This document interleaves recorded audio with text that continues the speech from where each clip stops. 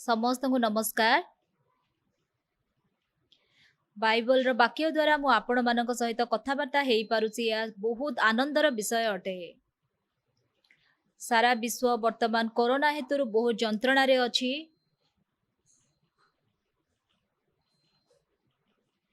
आउ एई कॉन्फ्रेंस करिवार कारण होउछि जेमिति कि एई वाक्य द्वारा आपण माने एई कोरोना रो भय ठारू जिति पारिबे एवं एई वाक्य द्वारा जेमिति कि आपण निज हृदय रे आनंद पाई पारिबे।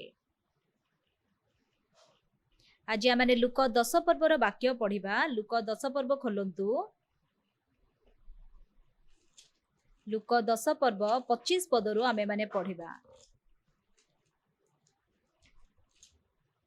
लुक 10 पर्व 25 पदरु मु पढ़िबी। आउ देख जणे व्यवस्था शास्त्रज्ञ उठी ताहांको परीक्षा करी पचारिले, हे गुरु, अनंत जीवनर अधिकारी हेबा निमंते मु कोन करिबी?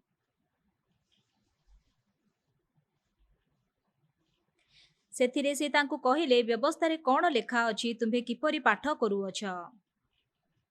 से उत्तर देले, तुम्हे आपणार समस्त अंतकरण, समस्त प्राण, समस्त शक्ति और समस्त मन देई प्रभु आपणा ईश्वर को प्रेम कर, पुणी आपणा प्रतिवासी की आत्मतुल्य प्रेम कर।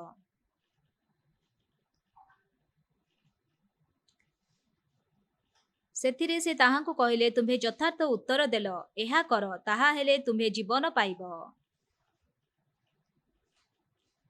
किंतु से आपणा को धार्मिक बोली देखाइबा को इच्छा करी यीशु को पचारिले, तेबे मोर प्रतिवासी किए? यीशु से ही प्रसंग धरी कहिले, जणे लोक जेरूसालेम रु जिरिहो को जाऊ जाऊ डकायत मानक हाबुडरे पड़िला। सेमाने ताहार लुगापटा छड़ाई नहीं ओ माड़ मारी ताहाको दरमरा अवस्था रे छाड़ी देई चाली गले।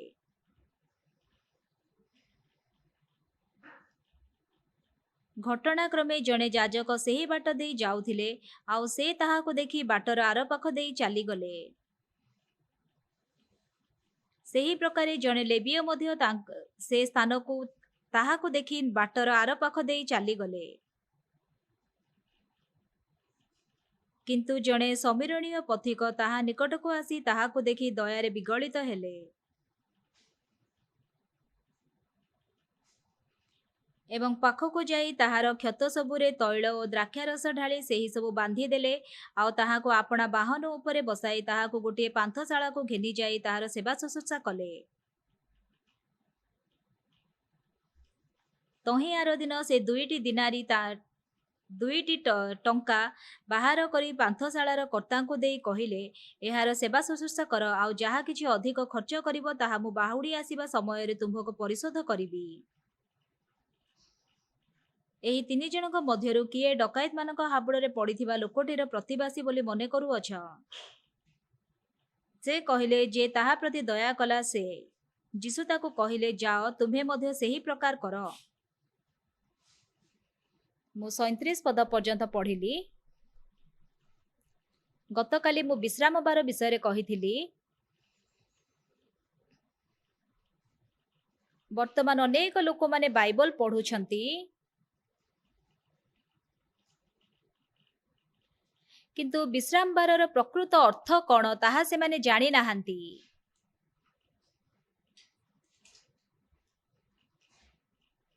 आ सेथिपाई से माने विश्राम बार पवित्र रूपे पालन करिबा पई चेष्टा करूछंती। मु गतकाली जेमिति के कहिथिली, वाक्यर प्रत्येक वाक्यर संगीनी अछि। आमाने जदि गोटे वाक्य पढ़िबा आमे बुझी पारिबानी,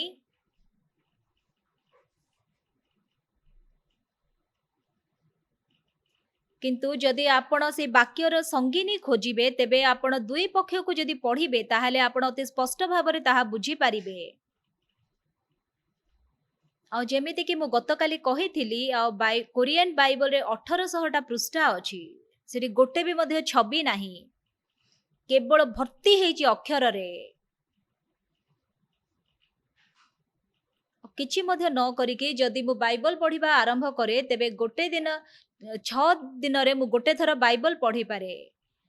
गोटे दिन रे जदि 10 घंटा आपण बाइबल पढ़िबे तेबे 6 दिन रे नूतन नियम एवं पुरातन नियम पढ़ी पारिबे। ମୁଁ ଯେତେବେଳେ ବାଇବଲ ପ୍ରାୟ 30 ଥର ପଢ଼ିଲି ଆଉ ସେତେବେଳେ ବାଇବଲର ଆଉଟଲାଇନ୍ କ'ଣ ଅଛି ତାହା ମୁଁ ବୁଝିପାରିଥିଲି।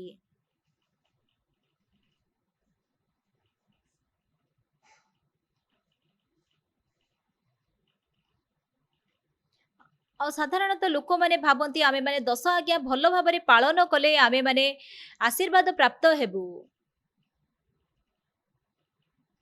କିନ୍ତୁ ଯଦି ମଣିଷର ଇତିହାସରେ ମାନବ ଜାତିର ଇତିହାସରେ ଆପଣମାନେ ଦେଖିବେ ତାହେଲେ ସେଠି ଜଣେ ସୁଦ୍ଧା ଏମିତି ଲୋକ ନାହିଁ ଯିଏକି ସିଦ୍ଧ ଭାବରେ ବ୍ୟବସ୍ଥା ପାଳନ କରିକି ଧାର୍ମିକ ଗଣିତ ହେଇଛି। ଆଉ ସେଥିପାଇଁ ଆମମାନଙ୍କ ନିମନ୍ତେ ମୃତ୍ୟୁଭୋଗ କରିବା ପାଇଁ ଯୀଶୁଙ୍କର ଆବଶ୍ୟକତା ଥିଲା। ଈଶ୍ୱରଙ୍କ ସମ୍ମୁଖକୁ ଆସିବା ନିମନ୍ତେ ଦୁଇ ପ୍ରକାର ରାସ୍ତା ଅଛି। ଆଉ ବାଇବଲରେ ଯଦି ଦେଖିବେ ତାହେଲେ ବାଇବଲ କହୁଛି ଯେ କେବଳ ଯୀଶୁ ଖ୍ରୀଷ୍ଟଙ୍କ ଦ୍ୱାରା ଆପଣ ଶକ୍ତି ପ୍ରାପ୍ତ ହେଇକି ଆପଣ ଯାଇପାରିବେ ଈଶ୍ୱରଙ୍କ ନିକଟକୁ।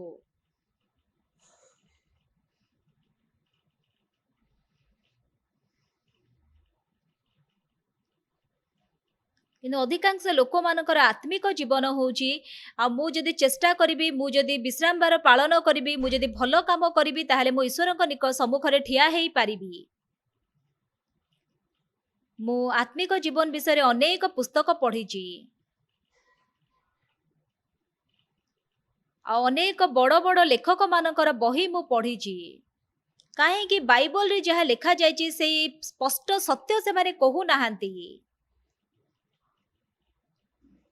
ଉଦାହରଣ ସ୍ୱରୂପ ଆମମାନଙ୍କର ପାପ ଯୀଶୁ କ୍ଷମା କରିଥାନ୍ତି। ଜିସାୟ 44 ପର୍ବର 22 ପଦରେ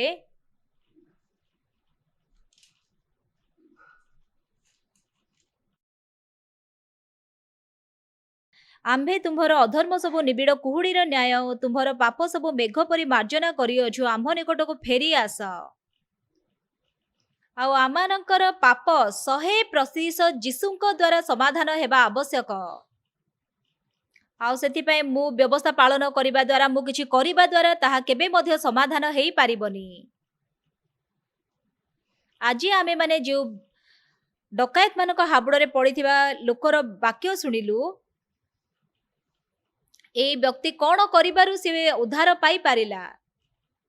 ଆସନ୍ତୁ ଏ ବିଷୟରେ ଚିନ୍ତା କରିବା। ଏହା ଯୀଶୁ କହୁଛନ୍ତି। ଆଉ ସେଇଠି ଜଣେ ବ୍ୟକ୍ତି ଅଛି ଯିଏକି ଜିରୁସାଲମରୁ ଜିରିହୋକୁ ଯାଉଥିଲା ଏବଂ ସେ ଡକାୟତ ମାନଙ୍କ ହାବୁଡ଼ରେ ପଡ଼ିଗଲା। ଯେମିତିକି ଆପଣମାନେ ଜାଣିଛନ୍ତି, ଆଉ ଜିରୁସାଲମ ପର୍ବତ ଉପରେ ଥିବା ଗୋଟେ ନଗର ଅଟେ।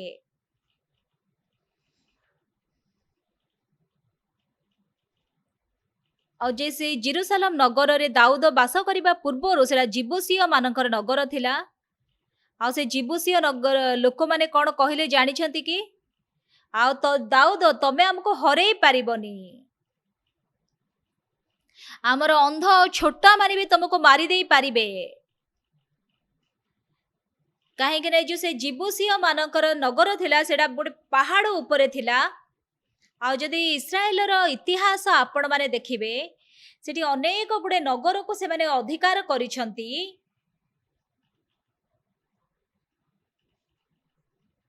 ଆଉ ସାଧାରଣତଃ ଲୋକମାନେ ଗୋଟେ ନଗରର ଏ ଯୋଉ କାନ୍ଥ ପ୍ରାଚୀର ଅଛି ସେମାନେ 20 ମିଟର ଉଚ୍ଚା କରିପାରିବେ। ଆଉ ଯେତେବେଳେ ଶତ୍ରୁମାନେ ଆସନ୍ତି ଆଉ ଆଉ ଶତ୍ରୁମାନେ ଆସିକି ଯଦି ସେଠି ମାଟି ଜମା କରିବେ ତାହେଲେ 20 ମିଟରକୁ ଆପଣ ଚଢ଼ି ପାରିବେ। ଆଉ ସେଇ ପ୍ରକାର ଭାବରେ ଇସ୍ରାଏଲୀୟ ମାନେ ସେଇ ନଗର ସବୁ ଅଧିକାର କରୁଥିଲେ। ଆଉ ତାପରେ ସେମାନେ ମାଟି ରଖିକି ତା ଉପରେ 20 ମିଟର ଉପରକୁ ଚଢ଼ୁଥିଲେ। ଆଉ ତାପରେ ସେମାନେ ତାଙ୍କ ସହିତ ଲଢ଼େଇ କରିକି ଜିତି ପାରୁଥିଲେ ଅତି ସହଜରେ। କିନ୍ତୁ ଏ ଯୋଉ ଜିରୁସାଲମ ନଗର ଅଛି, ସେ ଜିରୁସାଲମ ନଗରକୁ ସିଓନ ନଗର କୁହାଯାଏ। ଆଉ ତାପରେ ସେ ପର୍ବତ ଉପରେ ଥିବା ନଗର ମଧ୍ୟ ତାକୁ କୁହାଯାଏ। କାହିଁକି ନା ଜିରୁସାଲମ ନଗର ସେ ଗୋଟେ ପାହାଡ଼ର ଉପରେ ଅଛି। ଆଉ ସେ ପାହାଡ଼ ଏତେ ଉଠାଣିଆ ଅଛି ଯେ ଆଉ ସମସ୍ତେ ତଳକୁ ଗଡ଼ିଯିବେ, କେହି ଚଢ଼ିବାଟା ସହଜ ନୁହେଁ। ଆଉ ସେଥିପାଇଁ ଜିବୁସିୟ ମାନଙ୍କୁ ଅଧିକାର କରିବା ସେତେବେଳେ ସହଜ ନଥିଲା। ଆଉ ଯଦି ବା ଅନେକ ଶତ୍ରୁମାନେ ଆସିକି ତାଙ୍କୁ ମାରିବା ପାଇଁ କି ଚେଷ୍ଟା କରିଥିଲେ, ତାଙ୍କ ନଗର ଅଧିକାର ପାଇଁ କରିବା ପାଇଁ ଚେଷ୍ଟା କରିଥିଲେ, କିନ୍ତୁ ସେମାନେ କରିପାରି ନଥିଲେ। କିନ୍ତୁ ଦାଉଦ ରାଜା ହେବା ପରେ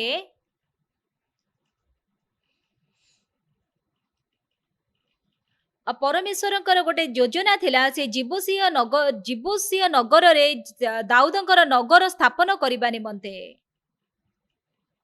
ଆଉ ସେଟା ତ ପାହାଡ ଉପରେ ଅଛି, ଆଉ କେମିତି ସେ ତାକୁ ଅଧିକାର କରିବେ ଦାଉଦ?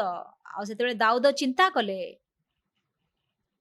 ଆଉ ସେଇ ନଗର ଅଛି, ଆଉ ଯେତେବେଳେ ବର୍ଷା ହୁଏ, ଆଉ ସେଇ ପାହାଡରୁ ପାଣି ତଳକୁ ଖସିବା ପାଇଁ ରାସ୍ତା ଥିବ, ଆଉ ସେଇ ରାସ୍ତାରେ ଯଦି ଆମେ ଉପରକୁ ଚଢିବା ତାହେଲେ ଆମେ ତାଙ୍କୁ ଅଧିକାର କରିପାରିବା।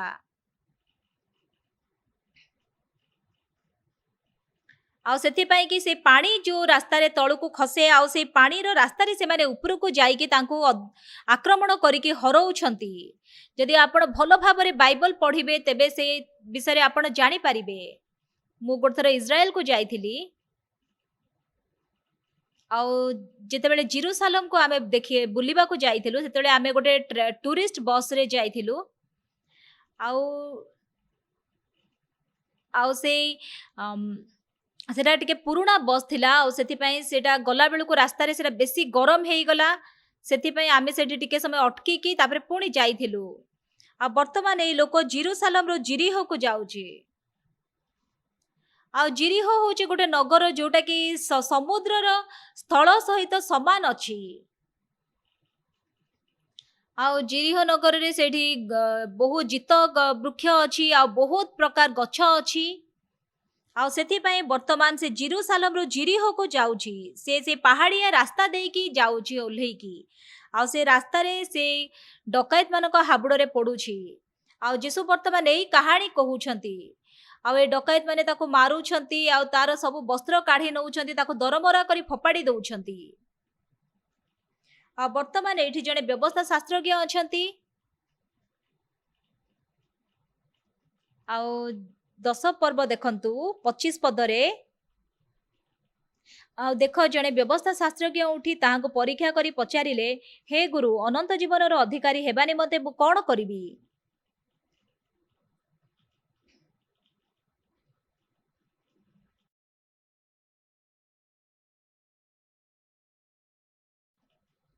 ଆଉ ତାର ଅର୍ଥ ହଉଛି ସେ କିଛି କରିବେ, ସେ ଅନନ୍ତ ଜୀବନର ଅଧିକାରୀ ହେବା ନିମନ୍ତେ କରିପାରିବେ ବୋଲି ଭାବୁଛନ୍ତି। ତେବେ ଯୀଶୁ ତାକୁ କଣ ପଚାରୁଛନ୍ତି? ଆଉ ବ୍ୟବସ୍ଥାରେ କଣ ଲେଖା ଅଛି, ତୁମ୍ଭେ କିପରି ପାଠ କରୁଅଛ? ସେଠି ବହୁତ ଲୋକମାନେ ଅଛନ୍ତି ଯୋଉମାନେ କି ସେମିତି ଖାଲି ବାକ୍ୟ ପଢନ୍ତି। ବ୍ୟବସ୍ଥାରେ କଣ ଲେଖା ଅଛି, ତୁମ୍ଭେ କିପରି ପାଠ କରୁଅଛ?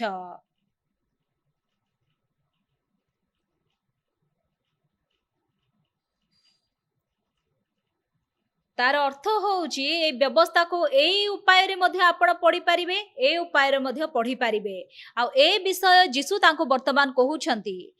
ଆଉ ବ୍ୟବସ୍ଥାରେ କଣ ଲେଖା ଯାଇଛି? ହଁ, ବ୍ୟବସ୍ଥାରେ ଏଇ ପ୍ରକାର ଲେଖା ଯାଇଛି।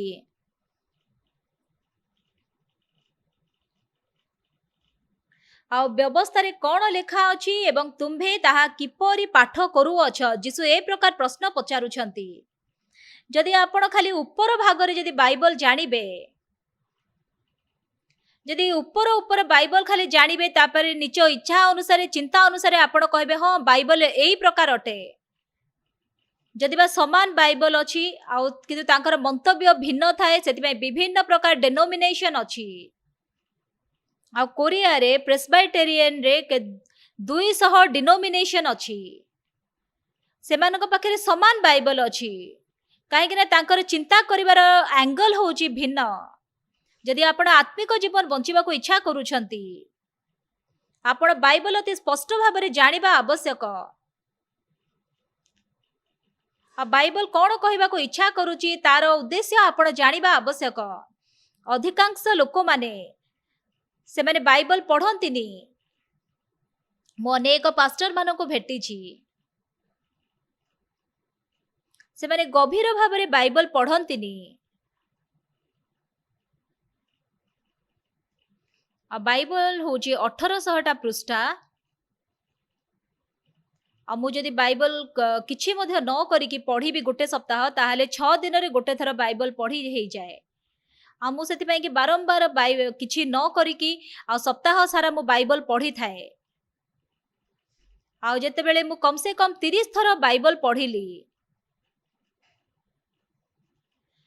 आ सेते बेले बाइबल रो आउटलाइन आ बाइबल रो आश्चर्यमय सत्य मु देखि परिबा को आरंभ कली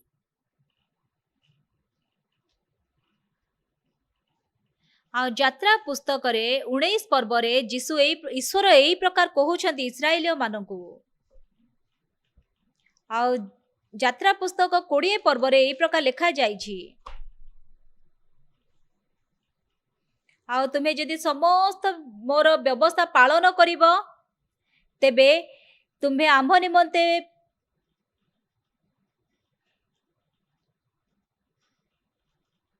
एवं तुम्हे आम्भ निमंते एक राजकीय वंश गोष्ठी हबो यात्रा पुस्तक 19 पर्व खोलंतु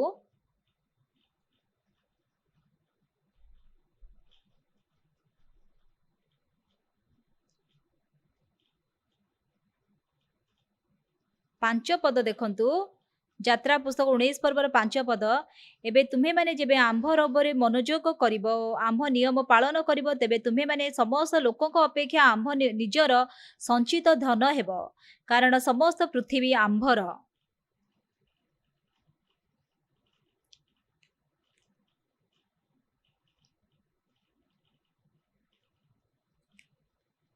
पुणी तुम्हे माने आम्भ निमंते याजक मानकर एक राजवंश और एक पवित्र गोष्ठी हेबो एही सबु कथा तुम्हे इस्राएल संतान मानकु कुह तहु मूसा आसी लोक मानकर प्राचीन वर्ग को डकाए प्रभुଙ୍କ द्वारा आदिष्ट एही सबु कथा सेमानक अग्रते प्रस्ताव कले 8 पदरे कोन लेखा जाईछि तहिरे समस्त लोक एक संगरे अंगीकार करी कहिले सदा प्रभु जेउ कथा कहि अछंती ताहा सबु आम्हे माने करिबा मु आपण मानकु पचारिबा को इच्छा करूछि आउ ए जगत रे अनेक लोक जन्म नेइछंती आउ किए भी जणे एमिति अछि कि जे कि परमेश्वरक समस्त वाक्य पालन करिछि केही नाही लोक माने भूल बुझी थांती मु जदि चेष्टा करिबी मु निश्चित करि परिबी किंतु जदि बाइबल कोन कहूछि गोटे जदि भी व्यवस्था आपण लंघन करिवे तबे तुमे अभिशप्त अट द्वितीय विवरण 28 पर्व रे आउ जदि तुमे समस्त व्यवस्था पालन करिवो तेबे तुमे घरु बाहर को जिबा समय आशीर्वाद पाइब घर भितर को आसीबा समय आशीर्वाद पाइब तुमर मैदा दलिबा पात्र आशीर्वाद पाइब तुमर गोरु पल आशीर्वाद पाइब किंतु जदि लंघन करिवो तेबे अभिशाप आउ किंतु इस्राएलियो माने कोन कहउछन्ती आमे समस्त व्यवस्था पालन करिवु ताहा होउची समस्या आउ लोक माने जो माने ड्रग्स नियंती से माने काहे कि ड्रग्स नियंती जानि छंती से माने भाबंती मु जदी निष्पत्ति नेबी ताहले ड्रग्स मु नेबा छाडी पारिबी किंतु से माने से ड्रग्स छाडी पारंतीनी चोरी जो माने करन से माने काहे कि चोरी करंती जानि छंती आउ चोरी कला बेले मु धरा पड़ीबी बोली जानिले से माने केबे चोरी करिवेनी आउ जेल रे रहिबाटा केते दयनीय जानि छंती मु जेल रे प्राय 10 वर्ष से अपराधी माननकु मु तालीम दउथिली मु अनेक कहानी सेठी सुनिछि से माने चोरी करूछंती काहे कि चोरी करूछंती मु एमिति चोरी कले मु धरा पड़िबिनी से माने एहा विश्वास करिथांती व्यभिचार कर्मरे धृता स्त्री लोक काहे कि व्यभिचार कला जानि छंती काहे कि ना तार व्यभिचार हृदय थिला हाँ मु मोर व्यभिचार करिवार हृदय होउची जदि गोटे थर मु ता सहित सहवास करिबि ताले बहुत भलो हबो किंतु काहे कि लोक माने व्यभिचार करू नथिले काहे कि से माने जानि थिले आमे जदि व्यभिचार करिवो तबे पत्थर द्वारा आमे मरा जिवु तबे व्यभिचारिणी स्त्री काहे कि व्यभिचार कला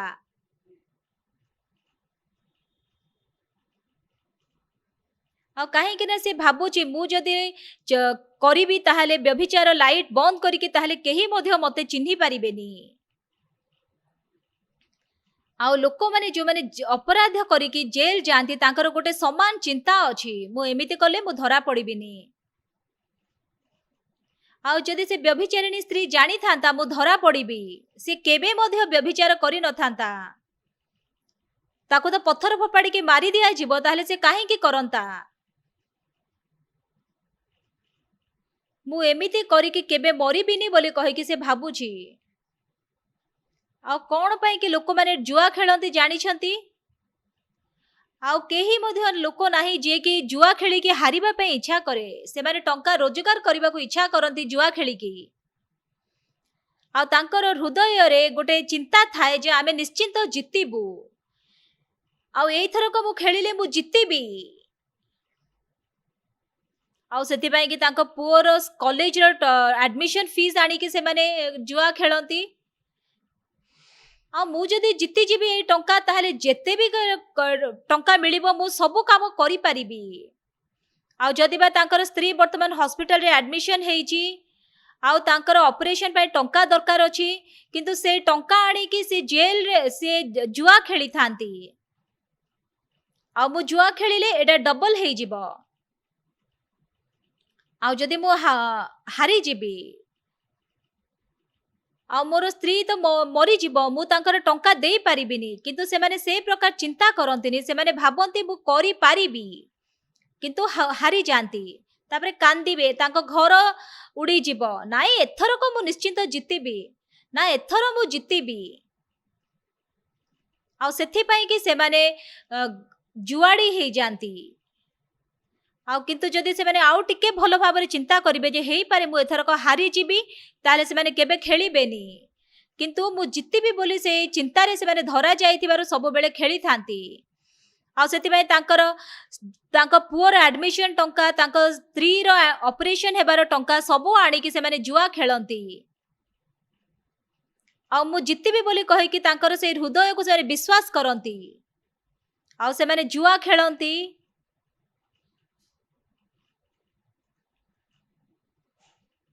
ଆଉ ମୁଁ ଯେମିତିକି ଆପଣମାନେ ଜାଣିଛନ୍ତି ମାଇଣ୍ଡ ଏଜୁକେସନ ବିଷୟରେ ମୁଁ ଅନେକ ବହି ଲେଖିଛି।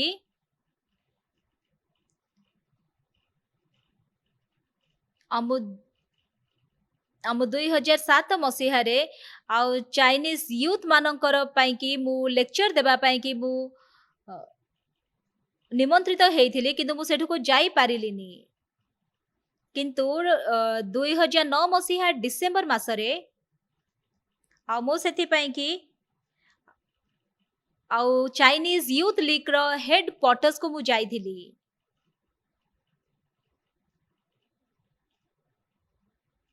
ଆଉ ସେଇଠି 2 ଦିନ ଧରିକି ମୁଁ ମାଇଣ୍ଡ ଏଜୁକେସନ ଦେଇଥିଲି ସେଇ ଚାଇନିଜ ୟୁଥ ଲିଗ୍ରେ।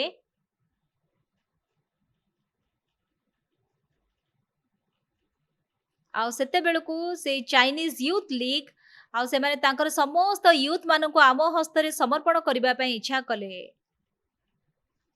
ଆଉ ତାପରେ 2010 ମସିହାରେ ଆମେ ମାନେ ବେଜିଂରେ ୱାର୍ଲଡ କ୍ୟାମ୍ପ କରିବା ପାଇଁ ଯୋଜନା କରିଥିଲୁ, କିନ୍ତୁ ହେଇପାରିଲାନି।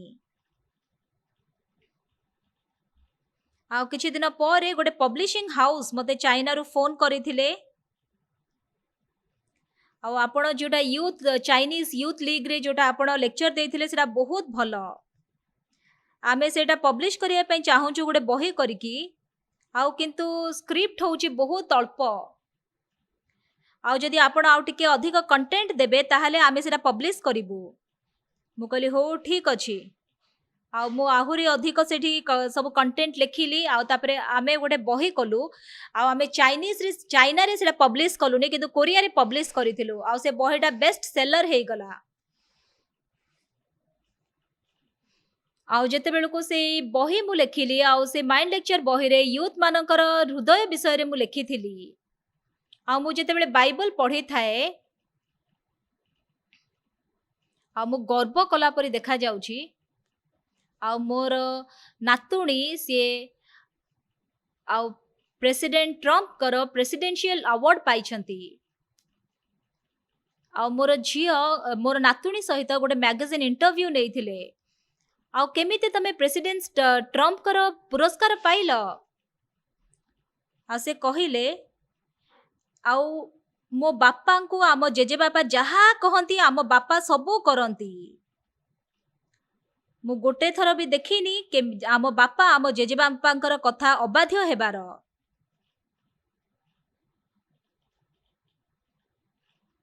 ଆଉ ସେଥିପାଇଁ ଆମ ବାପା ଯେମିତି କରୁଛନ୍ତି ଠିକ୍ ସେମିତି ମୁଁ ଆମ ବାପାଙ୍କ କଥା ଶୁଣିକି କରିଲି। ଆଉ ସେଥିପାଇଁ ସେ ପାଠ ପଢ଼ିଲେ। ଆଉ ତାଙ୍କର ବଡ଼ ଭାଇ ମଧ୍ୟ ସିଏ ଜଣେ ଗୋଲ୍ଡ ମେଡାଲିଷ୍ଟ ଅଟନ୍ତି। ତାଙ୍କ ବାପା ତାଙ୍କୁ କହିଲେ, ଆଉ ତୁ ଯଦି ଚେଷ୍ଟା କରିବୁ ତାହେଲେ ତୁ ତମ ବଡ଼ ଭାଇ ପରି ପଢ଼ିପାରିବୁ। ଆଉ ସେଇ ପ୍ରକାର ସେ ପଢ଼ିଲା ଆଉ ତାପରେ ସେ ପ୍ରେସିଡେନ୍ସିଆଲ ଆୱାର୍ଡ ପାଇଲା। ମୁଁ ବହୁତ ଧନ୍ୟବାଦୀ ହେଲି। ଆମ ପୁଅକୁ ଯେତେବେଳେ 6 ବର୍ଷ ହଉଥିଲା, ଆଉ ଯେଉଁ ପିଲାମାନେ ବଢୁଥାନ୍ତି ତାଙ୍କର ସବୁଠୁ ବଡ଼ ସମସ୍ୟା କ'ଣ? ଆଉ ତାଙ୍କର ହୃଦୟରେ ଯେଉଁ ସମସ୍ୟା ଅଛି ସେଇ ସମସ୍ୟାକୁ ଆପଣ ସମାଧାନ କରିବା ଆବଶ୍ୟକ। 2001 ମସିହାରେ ମୁଁ ଯେତେବେଳେ IYF ଆରମ୍ଭ କଲି,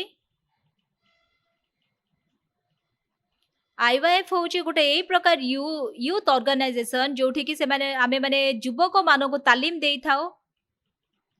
ଆଉ କଲେଜ ଷ୍ଟୁଡେଣ୍ଟ ମାନଙ୍କୁ ଦେଖିଲେ ସେମାନେ ବହୁତ ଅଳ୍ପ ବୟସର, ବହୁତ ହ୍ୟାଣ୍ଡସମ୍, ବହୁତ ହେଲ୍ଦି। ଆଉ ସେମାନେ ବର୍ତ୍ତମାନ ଏଇ ପ୍ରକାର ଜୀବନ ବଞ୍ଚୁଛନ୍ତି ଯାହାକି ଆମର ଜୀବନ ସହିତ ତୁଳନା କରିହବନି। ମୁଁ ଜଣେ ଷ୍ଟୁଡେଣ୍ଟକୁ ଭେଟିଥିଲି ଆଉ ତାଙ୍କର ହୃଦୟ ବହୁତ ଅନ୍ଧକାରମୟ ଥିଲା। ସେ ବହୁତ ଯନ୍ତ୍ରଣାରେ ଥିଲେ। ମୁଁ ତାଙ୍କୁ ପଚାରିଲି, ସେ ତାଙ୍କର ସାବତ ମାଙ୍କ ସହିତ ରହୁଥିଲେ। ମୋ ଚର୍ଚ୍ଚରେ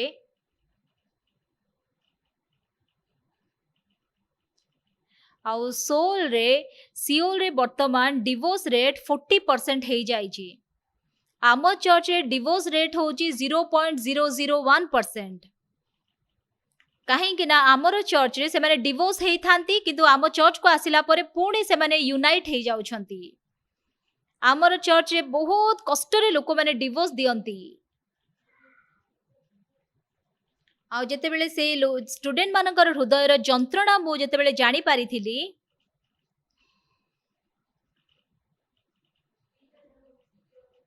ସେମାନେ ସାବତ ମା ସହିତ ରୁହନ୍ତି, ସାବତ ବାପାଙ୍କ ସହିତ ରୁହନ୍ତି। ଆଉ ଯେତେବେଳେ ସେମାନେ ସାବତ ମା ସାବତ ବାପାଙ୍କ ସହିତ ରୁହନ୍ତି ତାଙ୍କର ଜୀବନ ବହୁତ କଷ୍ଟକର ହେଇଯାଏ।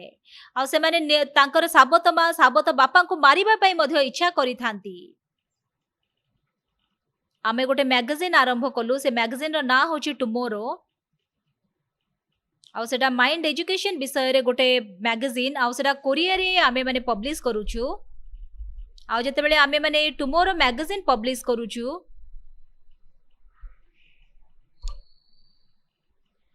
ଆମେ ମାନେ ଆଉ ହୃଦୟକୁ କେମିତି ସେମାନେ ଆୟତରେ ରଖିବେ ଆଉ କେମିତି ତାଙ୍କ ହୃଦୟର ସଂଯମତାକୁ ସେମାନେ ରକ୍ଷା କରିବେ ସେ ବିଷୟରେ ଆମେ ମାନେ ସେଠି ଲେଖୁଛୁ। ଆଉ ମେ ମାସରେ ଗୋଟେ କାହାଣୀ ଥିଲା କେମିତି ଜଣେ ଅଳ୍ପ ବୟସର ଦମ୍ପତି ସେମାନେ ଡିଭୋର୍ସ ନେଇଥିଲେ। ଆଉ ପ୍ରାୟ 10 ବର୍ଷ ପୂର୍ବରୁ ଆମ ଚର୍ଚ୍ଚକୁ ଜଣେ ଅଳ୍ପ ବୟସର ସ୍ତ୍ରୀ ଲୋକ ଆସିଥିଲେ। ସିଏ ଆମ ଚର୍ଚ୍ଚକୁ ଆସିଲେ ଆଉ ପ୍ରାୟ ମାସେ ପର୍ଯ୍ୟନ୍ତ ଆମ ଚର୍ଚ୍ଚକୁ ସିଏ ଆସିଲେ। ତାପରେ ସେ ପାପରୁ କ୍ଷମା ପାଇଥିଲେ ତାଙ୍କର ହୃଦୟରେ।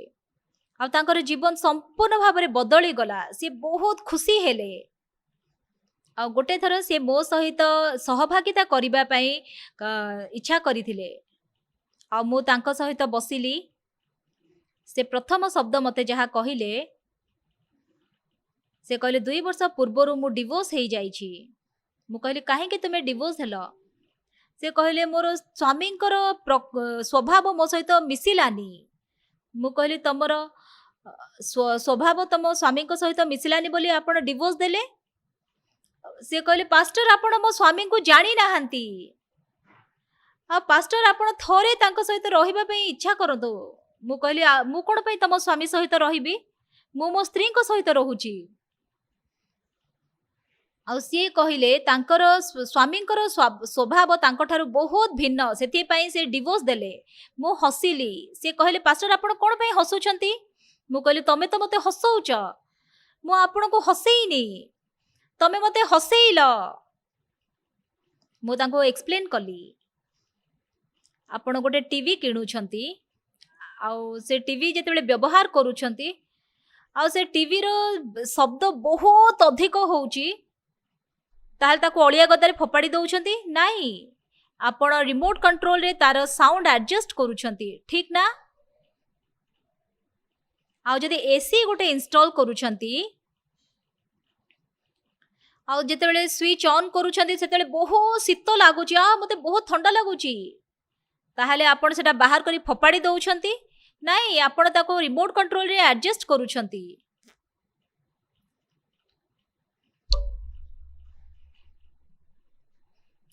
आउ मनीष होउची टेलीविजन किंबा एयर कंडीशन अपेक्षा हजार गुण कोटिए गुण भलरे तैयारी करा जायथिबा गोटे यंत्र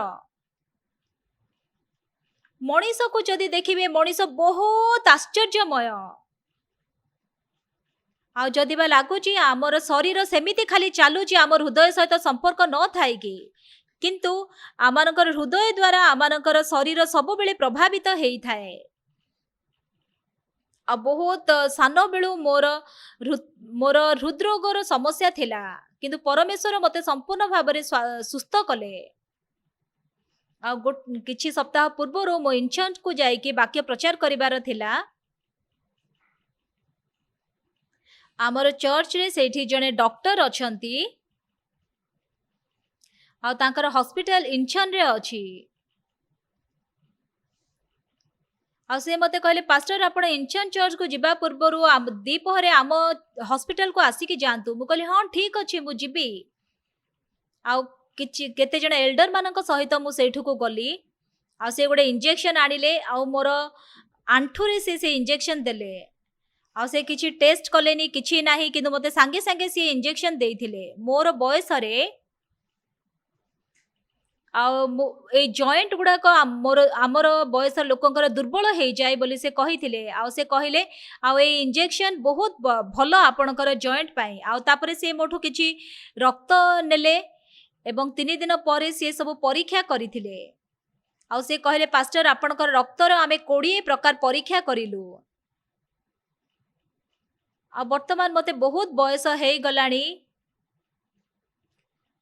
आ सब बेले से इंश्योरेंस मेडिकल इंश्योरेंस कंपनी रू से मते फोन करंती आसी कि आपण कैंसर पाई परीक्षा करंतु से सब प्रकार cancer liver cancer lungs cancer पाई सब परीक्षा कले आ मोर हेमोग्लोबिन होउची 14.4 आ सबुठु भलो हेमोग्लोबिन लेवल होउची 14.4 आउ गोटे 2 वर्ष पर आपण को 80 वर्ष हो किंतु आपणकर शरीर गोटे जुबा परी अटे मते 1999 मसीह रे मोर शरीर बहुत असुस्थ थिला आउ मोर से हृदरोगरु परमेश्वर मते संपूर्ण भाबरे सुस्थ कले बाइबल परमेश्वरकर प्रतिज्ञा अछि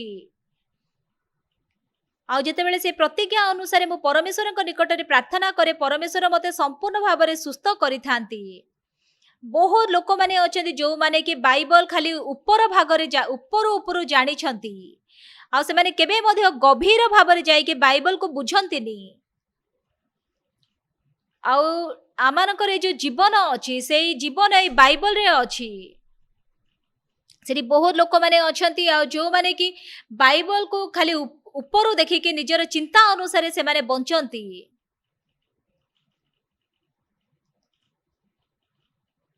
आउ जेते बेले आपण बाइबल पढ़िबे एवं से बाइबल रो वाक्यर संगीनी को आपण खोजिबे सेते बेले आपण बाइबल अति स्पष्ट भाव में बुझी पारिबे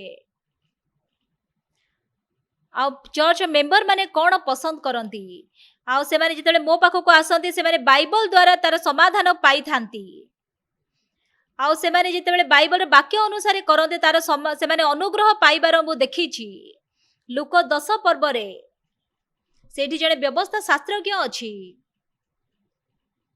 आ से कहूछि आ मु अनंत जीवन रो अधिकारी हेबा निमंते कोन करिवि आ से हे गुरु मु अनंत जीवन रो अधिकारी हेबा निमंते कोन करिवि तेबे अनंत जीवन रो अधिकारी हेबा पई आमे माने किछि करिवार आवश्यकता नाही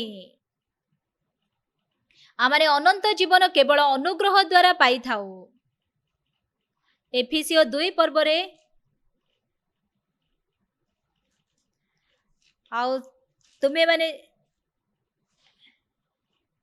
एफिसियो 2 पर्व रे 1 पद देखंतु।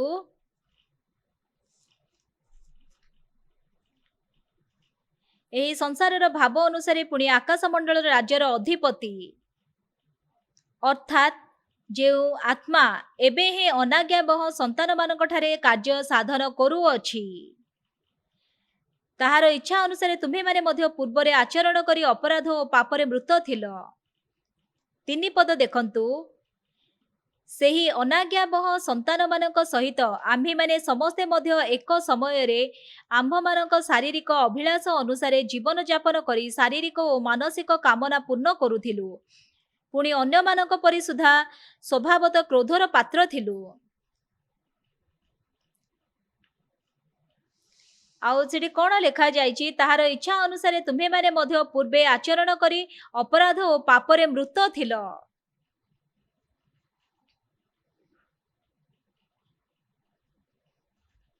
ଆଉ ସେଥିପାଇଁ ଏଇଠି ଏଇ ଯୋଉ ସେ ଅନାଜ୍ଞାବହ ସନ୍ତାନମାନଙ୍କ ଠାରେ ଯୋଉ ଆତ୍ମା ଅଛି, ଆଉ ସେ ସବୁବେଳେ ଆମମାନଙ୍କୁ ବିପଥ ଗମନ କରେଇଥାଏ।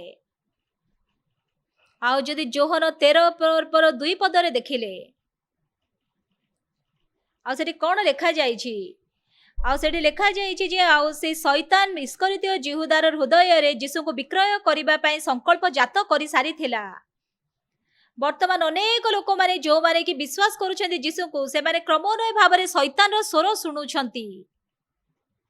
ଆଉ ସେ ପ୍ରକାର ହୃଦୟରେ ସେମାନେ ବାଇବଲ ପଢୁଛନ୍ତି। ଆଉ ସମାନ ବାଇବଲ ସେଠି ଅଛି। ଯଦି ଆମେ ଆପଣମାନେ ଯୀଶୁଙ୍କର ଦୃଷ୍ଟି ଦ୍ୱାରା ଏବଂ ଶୈତାନର ଦୃଷ୍ଟି ଦ୍ୱାରା ସେ ବାଇବଲକୁ ଦେଖୁଛନ୍ତି, ତାହା ସମ୍ପୂର୍ଣ୍ଣ ଭାବରେ ଭିନ୍ନ ଅଟେ। ସେ ବ୍ୟବସ୍ଥା ଶାସ୍ତ୍ରଜ୍ଞ ଯୀଶୁଙ୍କୁ କ'ଣ ପଚାରୁଛି? ସେ ପଚାରୁଛି, ହେ ଗୁରୁ, ଅନନ୍ତ ଜୀବନର ଅଧିକାରୀ ହେବା ନିମନ୍ତେ ମୁଁ କ'ଣ କରିବି? 26 ପଦ ଦେଖନ୍ତୁ। ସେଥିରେ ସେ ତାଙ୍କୁ କହିଲେ, ବ୍ୟବସ୍ଥାରେ କ'ଣ ଲେଖା ଅଛି? ତୁମ୍ଭେ କିପରି ପାଠ କରୁଅଛ? ତେବେ ଏଇ ବାକ୍ୟର ଅର୍ଥ କ'ଣ? ସେଠି ସମାନ ବ୍ୟବସ୍ଥା ଅଛି। ତମେ ଏମିତି ବି ସେ ବାକ୍ୟ ପଢିପାର, ଏମିତି ବି ପଢିପାର। ଆଉ ସେଥିପାଇଁ ଯୀଶୁ ତାକୁ ଏଇ ପ୍ରକାର ପ୍ରଶ୍ନ ପଚାରୁଛନ୍ତି। ଆଉ ସେଥିପାଇଁ ଆପଣମାନେ ବି ଯଦି ସମାନ ବାଇବଲ ପଢୁଛନ୍ତି, ଏମିତି ବି ଆପଣ ବାଇବଲ ପଢିପାରନ୍ତି, ସେମିତି ବି ଆପଣ ବାଇବଲ ପଢିପାରନ୍ତି। ଆଉ ସେ ଆକାଶ ମଣ୍ଡଳର ଅଧିପତି ଯେ ଅନାଜ୍ଞାବହ ସନ୍ତାନମାନଙ୍କ ଠାରେ ବର୍ତ୍ତମାନ କାର୍ଯ୍ୟ କରୁଛି, ଆଉ ତାଙ୍କର ଇନଫ୍ଲୁଏନ୍ସରେ ମଧ୍ୟ ଆପଣମାନେ ବାଇବଲ ପଢିପାରନ୍ତି। ଆଉ ସାରା ବିଶ୍ୱର ସବୁ ଖ୍ରୀଷ୍ଟିଆନ ମାନେ ସେମାନେ ସମସ୍ତେ ବାଇବଲ ପଢୁଛନ୍ତି। ଆଉ ବାହିକ ଭାବରେ ଦେଖିଲେ ସେମାନେ ସମସ୍ତେ ବାଇବଲ ପଢିଲା ପରି ଦେଖାଯାଉଛନ୍ତି, ସେମାନେ ବାଇବଲ ଅନୁସରଣ କଲା ପରି ଦେଖାଯାଉଛନ୍ତି, କିନ୍ତୁ ସେମାନେ ନିଜର ଚିନ୍ତା ଅନୁସାରେ ସେ ବାଇବଲକୁ ଦେଖୁଛନ୍ତି। ଶୈତାନ ତାଙ୍କୁ ଠକି ଦେଇଛି, ଆଉ ଥରେ ଠକୁଛି ଏବଂ କ୍ରମାନ୍ୱୟ ସେ ଠକିବ। ଆଉ ବର୍ତ୍ତମାନ ଏଠି ଯୋଉ ଡକାୟତ ମାନଙ୍କ ହାବୁଡରେ ପଡିଥିବା ଲୋକ ଅଛି, ଆଉ ସିଏ ଜେରୁସାଲେମରୁ ଜିରିହକୁ ଯିବା ସମୟରେ ଡକାୟତ ମାନଙ୍କ ହାବୁଡରେ ପଡୁଛି। ଆଉ ବର୍ତ୍ତମାନ ଯୀଶୁ ଏଇ କାହାଣୀ କହୁଛନ୍ତି। ଆଉ ଯୀଶୁ ସେ ଡକାୟତ ମାନେ ବର୍ତ୍ତମାନ ତାର ବସ୍ତ୍ର କାଢି ନେଉଛନ୍ତି, ତାକୁ ଦରମରା କରି ମାରିକି ଫୋପାଡ଼ି ଦେଇ ଚାଲି ଯାଉଛନ୍ତି। ଆଉ ସେ ବର୍ତ୍ତମାନ ଦରମାର ଅବସ୍ଥାରେ ଅଛି। ତାହେଲେ ସେ କ'ଣ ଚାଲିପାରିବ? ସେ କ'ଣ ଲୁଚିକି କୁଆଡେ ଖସିକି ଯାଇପାରିବ? ନାଇଁ, ଠିକ ନା? ସେ ଡକାୟତ ମାନଙ୍କ ହାବୁଡରେ ପଡିଛି।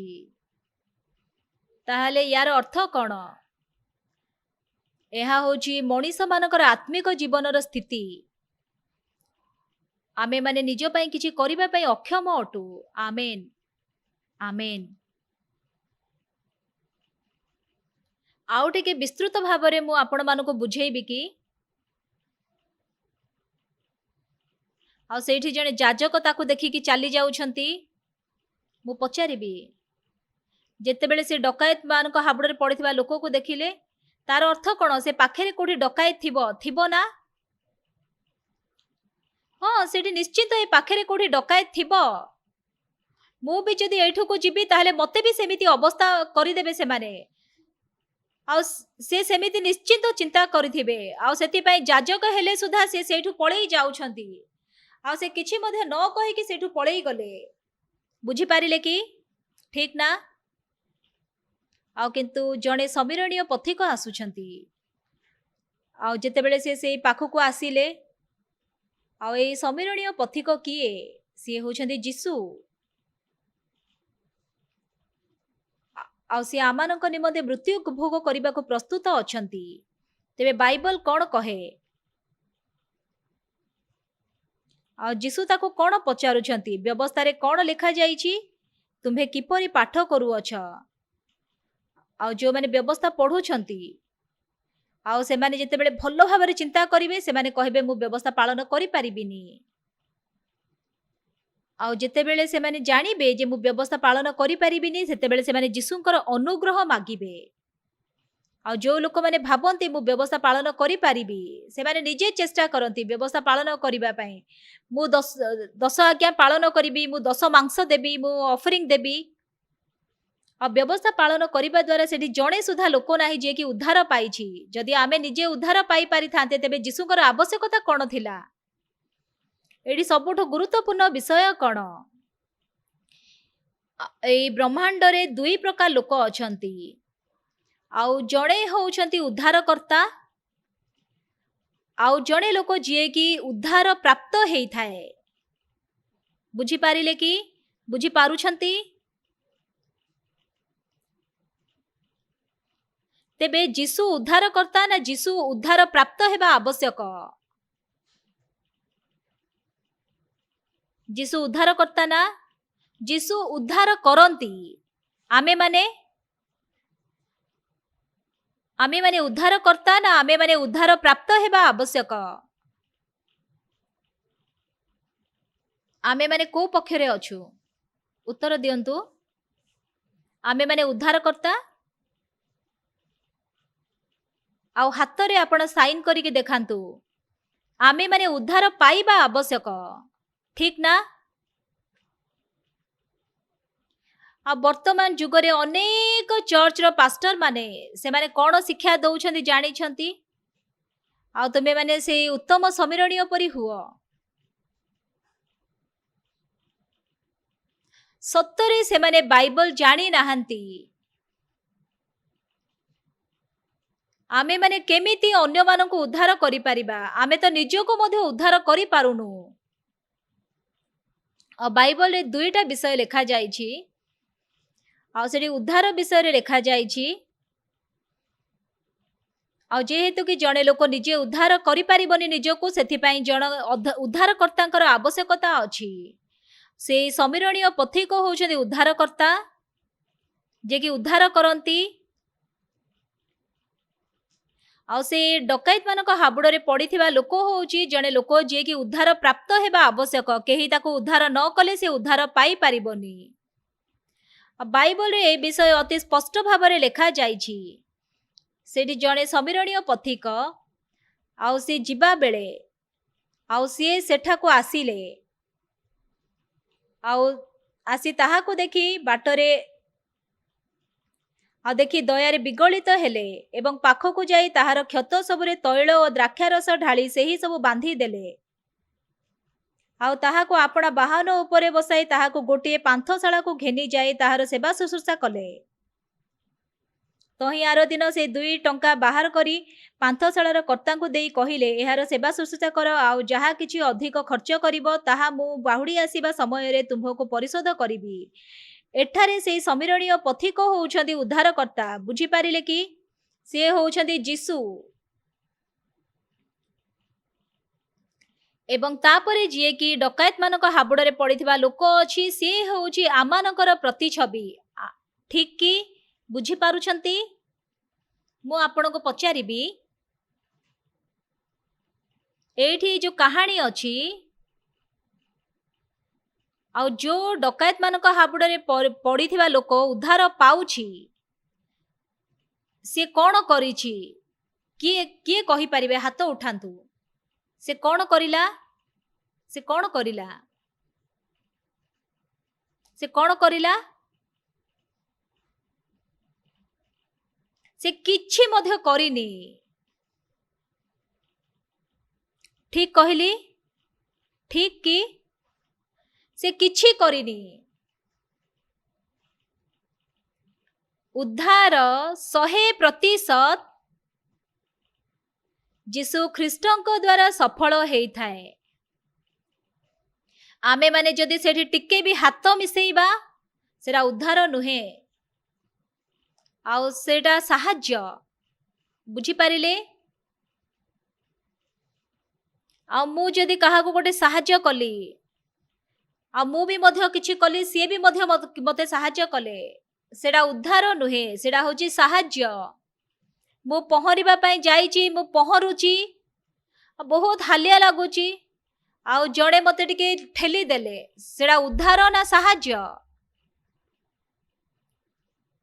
सेटा साहाज्य, सेटा उद्धार नुहे। उद्धारर अर्थ कौन?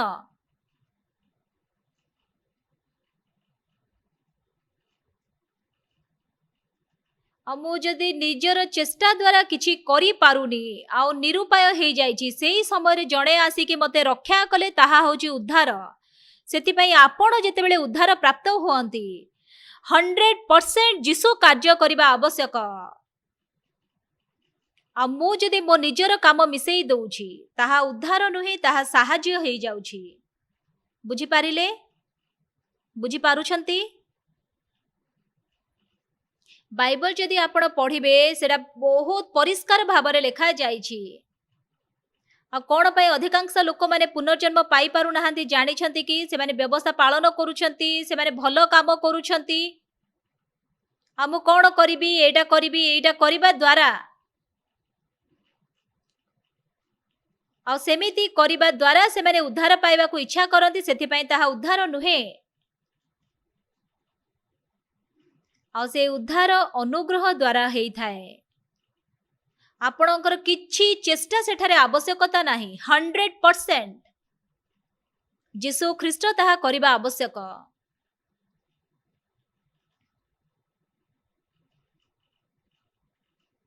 किंतु अधिकांश लोक माने वर्तमान कहउछंती मते कोन करिबा दरकार, मते उपवास प्रार्थना करिबा दरकार, मते अनुताप प्रार्थना करिबा दरकार, मते एटा एटा एटा करिबा दरकार, ताहाले मु उद्धार पाइबी। आ बाइबल रो लुक 10 पर्वरे सेठी जणे लोक अछि जे कि डकायत मानक हाबुडरे पडिछि, ताको भलो भाबरे देखंतु। आ से डकायत मानक हाबुडरे पडिथिबा लोक कोन करिला? से किछि मध्य करिनी। बुझी पारिले कि? आउ ताहा ही होउची उद्धार। आउ सेमिति हेले ताहा उद्धार 100% जीशु ख्रीष्टଙ୍କ द्वारा ताहा हेबा आवश्यक। किंतु वर्तमान अनेक मंडलीर लोक माने ताको मिश्रित करि देइछंती, ताहाले से केबे मध्य ताहा अनुग्रह नुहे। आउ सेति पय लोक माने उद्धार विषय रे निश्चिंत हेई पारु नाहंती। जीशु ख्रीष्ट क्रूसरे आपणक पाप निमंते मृत्युवरण कले। आउ जदि 100% ताहा जीशुଙ୍କ द्वारा आमानकर कार्य द्वारा नुहे, आमे माने किछि करिबा आवश्यक नाही, केवल जीशुଙ୍କର कार्य आमे ग्रहण करिबा आवश्यक। अधिकांश लोक माने वर्तमान बाइबल कोन जानि नाहंती, सेति पय से माने भाबुछंती एटा सेटा एमिति सेमिति करिकि मु उद्धार पाइबी। तेबे से माने केमिति आत्मिक जीवन बंचुछंती? टिके प्रार्थना करूछंती, टिके ऑफरिंग दउछंती, दशमांश दउछंती। परमेश्वर मु जदिवा दुर्बल, मते तुमे दया करिथिबारु धन्यवाद। आ पाप करिले, हो प्रभु मु पाप कली, सेमती कोन आपण माने बंचु नाहंती कि? सेमती बंचुछंती ना। कोन पय कि आपण निजर उद्धार प्रति निश्चिंत हेई पारु नाहंती? काहेकि ना 100% से उद्धार जीशुଙ୍କ द्वारा आपणक पय हेइनी। आ मु किछि करिबा द्वारा उद्धार पाइबी बोली कहि कि आपण शैतान द्वारा ठकी हेई जाइछंती। ठकी हुअंतुनी। आ उद्धारर आमानकर क्रियाकर्म सहित संपर्क नाही। जदि आपण भाबुछंती आपण को किछि करिबा आवश्यक, ताहा होची शैतान रो स्वर। ଆଉ 100% ଯୀଶୁଙ୍କ ଦ୍ୱାରା ଉଦ୍ଧାରର କାର୍ଯ୍ୟ ସାଧନ ହେବା ଆବଶ୍ୟକ। ଆମେନ୍ ଆମେନ୍। ଆଉ ଯୀଶୁ ପଚାରିଲେ ବ୍ୟବସ୍ଥାରେ କ'ଣ ଲେଖାଯାଇଛି ଏବଂ ତୁମ୍ଭେ ତାହା କିପରି ପାଠ କରୁଅଛ? କାହିଁକି? ବ୍ୟବସ୍ଥା ତୁମେ ଏମିତି ବି ପଢ଼ିପାର, ଏମିତି ବି ପଢ଼ିପାର। ଆଉ ମୋତେ ବ୍ୟବସ୍ଥା ପାଳନ କରିବା ଆବଶ୍ୟକ, ମୋତେ ଭଲ କରିବା ଆବଶ୍ୟକ। ଆଉ ମୁଁ ଯଦି ଅନୁତାପ କରିବି, ଏମିତି କରିବି, ସେମିତି କରିବି, ତାହେଲେ ମୁଁ କରିପାରିବି ନା, ସେମିତି କେବେ ମଧ୍ୟ ହେଇପାରିବନି। ଆଉ ଆମେ ପାପ କ୍ଷମା ପାଇଁକି 2 ଜଣ ଯୀଶୁ ଆଉ ମୁଁ ଆମେ କାମ କରୁନୁ। ଆମେ ଯୀଶୁଙ୍କ ସହିତ ଯାଇକି କ୍ରୁଶରେ କୃଷାର୍ପିତ ହେଲୁନି। ଯୀଶୁ କ୍ରୁଶରେ କୃଷାର୍ପିତ ହେଇଛନ୍ତି, କିନ୍ତୁ ସେ ମୋର ପାପ ନିମନ୍ତେ କୃଷାର୍ପିତ ହେଲେ। ଆଉ ସେଥିପାଇଁ ମୋର ପାପ ନିମନ୍ତେ ମୋତେ କିଛି କରିବାର ଆବଶ୍ୟକତା ନାହିଁ। 100% ଯୀଶୁ ସବୁ କିଛି କରିସାରି ଅଛନ୍ତି। ସମସ୍ତେ ଆମେନ୍ କହିପାରିବେ କି?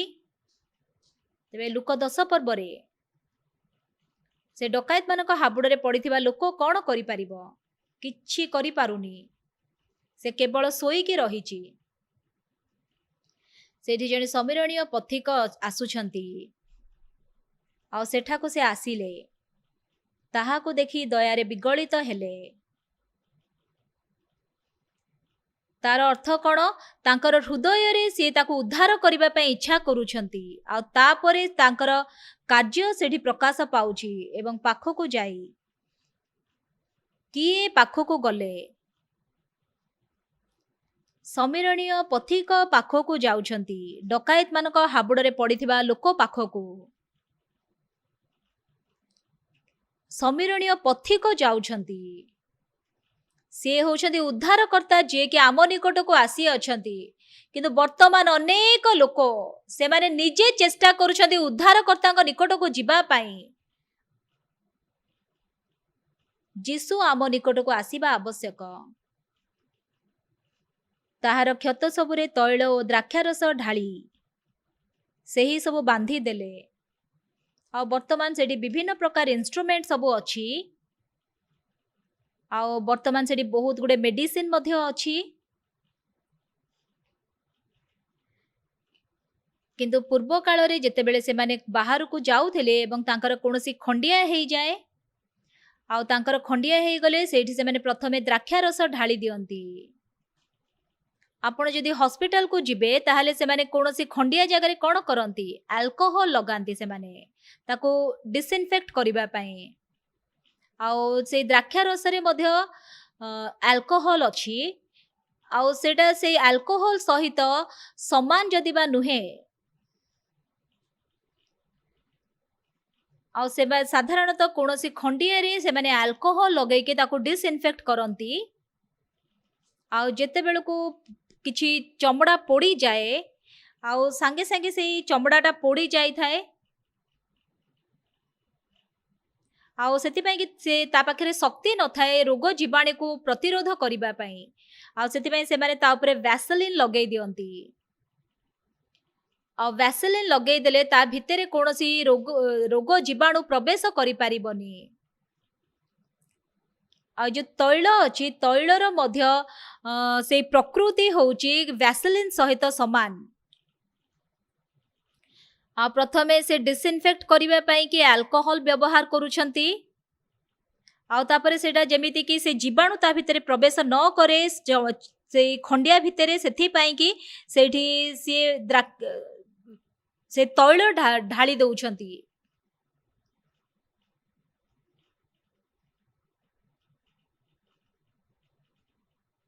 ଆଉ ସେଥିପାଇଁ କି ଆଉ ପ୍ରଥମେ ସେମାନେ ଆଲକୋହଲରେ ତାକୁ ଡିସଇନଫେକ୍ଟ କରିଥାନ୍ତି। ତାପରେ ସେମାନେ ଆଉ ତାପରେ ସେଠି ଭ୍ୟାସଲିନ୍ ଲଗେଇ ଦିଅନ୍ତି। କିନ୍ତୁ ବର୍ତ୍ତମାନ ଯଦି ଏଇଠି ଦେଖିବେ ସେଠି କେମିତି ଲେଖାଯାଇଛି? ଆଉ ପ୍ରଥମେ ତୈଳ ଏବଂ ଦ୍ରାକ୍ଷାରସ ବୋଲି ଲେଖାଯାଇଛି। ଏଇଟା ଓଲଟା ଅଛି ତାର ଏ ଯୋଉ ଅର୍ଡର। ଏଇ ଯୋଉ ସେଇ ତୈଳ ହେଉଛି ପବିତ୍ର ଆତ୍ମା ଏବଂ ଦ୍ରାକ୍ଷାରସ ହେଉଛି ଆନନ୍ଦ। ଯେତେବେଳେ ପବିତ୍ର ଆତ୍ମା ଆମ ହୃଦୟରେ ପ୍ରବେଶ କରନ୍ତି एवं से पवित्र आत्मा से पुनर्जन्म प्राप्त ख्रिस्टियन मानकर जीवन को आनंद रे परिचालना करती तापरे सी तापरे बांधी दौरान तांकर क्षत सबू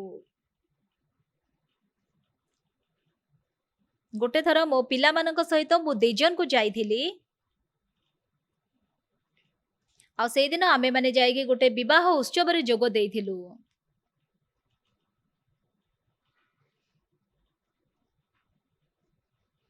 आउ सेठी मु जे हेतु कि सेठी मु तांकर विवाह रे मिनिस्ट विवाह करैथिली आउ सेति पई कि आउ से मते गोटे बहुत सुंदर टाई गिफ्ट देइथिले आउ सेटा शनिवार दिन थिला आउ सेति पई मो पिला मानकु नै कि मु जाइथिली आउ सेठी गोटे योंगिन रो अम्यूजमेंट पार्क अछि सेठु को आमे जिबो बोली कहि डिसाइड कलु आम सामना रे जो ट्रक टा थिला सेटा एक्सीडेंट हेई गला आ लोक माने जानि पारु नथिले कोन करिवे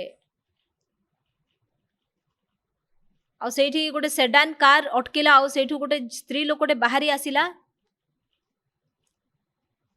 आ सेठी गोटे लोक थिला आ जहार कि गोड़ खंडिया हे जाइथिला से मते टाई मागिले मु मोर नेक टाई खोली कि देली आ तापरे से गोड़ बांधी देले तांकर से खंडिया आ तापरे से कार रे आ से लोक को नै कि से हॉस्पिटल को गले आ मु जने पास्टर मु किछि जानि नथिली मु खाली छिडा हे कि अनौथिली कोन होउची आ डॉक्टर माने होउछंदी एमिति भिन्न आ सेति पई से माने द्राक्षा रस आ तैल एठी ढळा जाउची आ सेटा प्रकृत रे द्राक्षा रस आ तैल हेबा कथा किंतु एठारे आत्मिक भाबरे सेटा तैल आ द्राक्षा रस अछि तार अर्थ होउची जेतेबेले पवित्र आत्मा प्रवेश करिवे सेतेबेले आमे आनंद रे जीवन यापन करि परिबा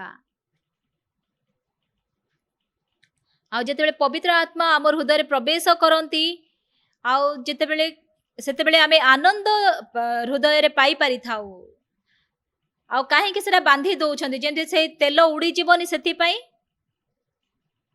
आ तापरे ताको बांधी देला परे से तांकर पशु उपरे ताकू नै तांकर वाहन उपरे नै कि से पांथशाला को जाउछंती आ से डकैत मानक हाबुडरे पडिथिबा लोक को भेटिले आ तांकर पाखो को जाउछंती दया रे बिगलित होउछंती तांको देखिकी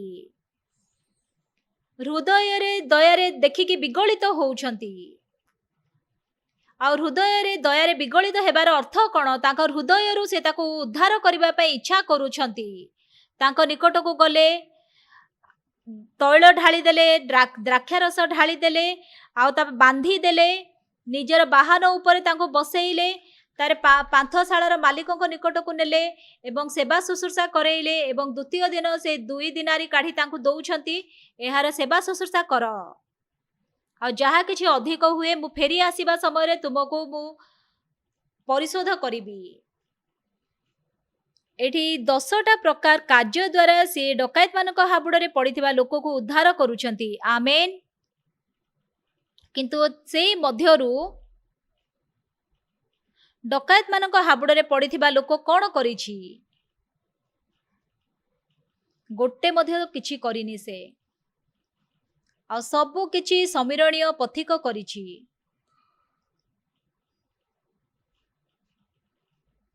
आ जदि आपण उद्धारर कार्य रे निजे निजको निजर हाथ लगेबे तेबे आपण संपूर्ण भाबरे विफल हेबे आ जीसु आपणक पई करिबा आवश्यक आ ए वाक्य होची एते आनंदमय लुक 10 पर्व देखंतु एडा होची बहुत आश्चर्यमय वाक्य जीसु कहउछंती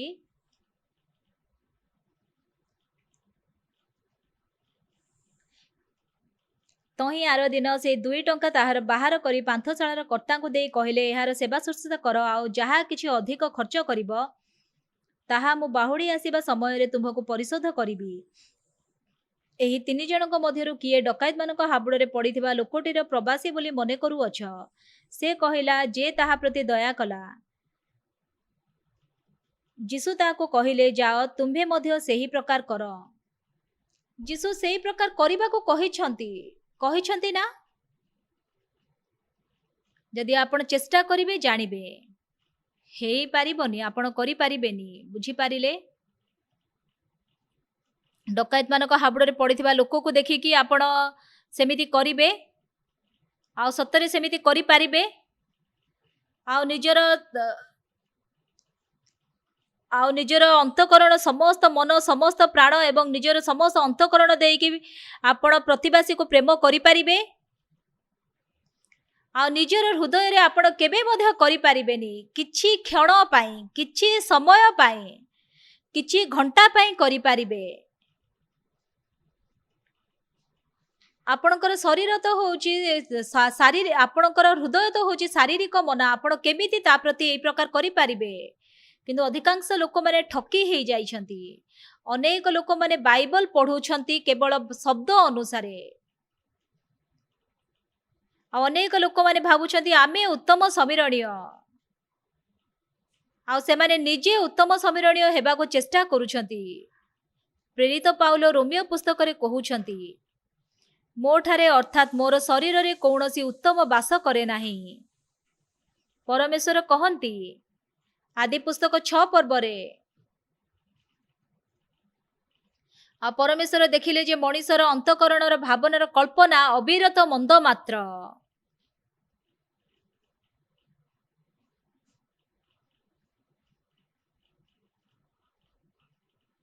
ଆଉ ପରମେଶ୍ୱର ଆମକୁ ମନ୍ଦ ବୋଲି କହିଛନ୍ତି ନା?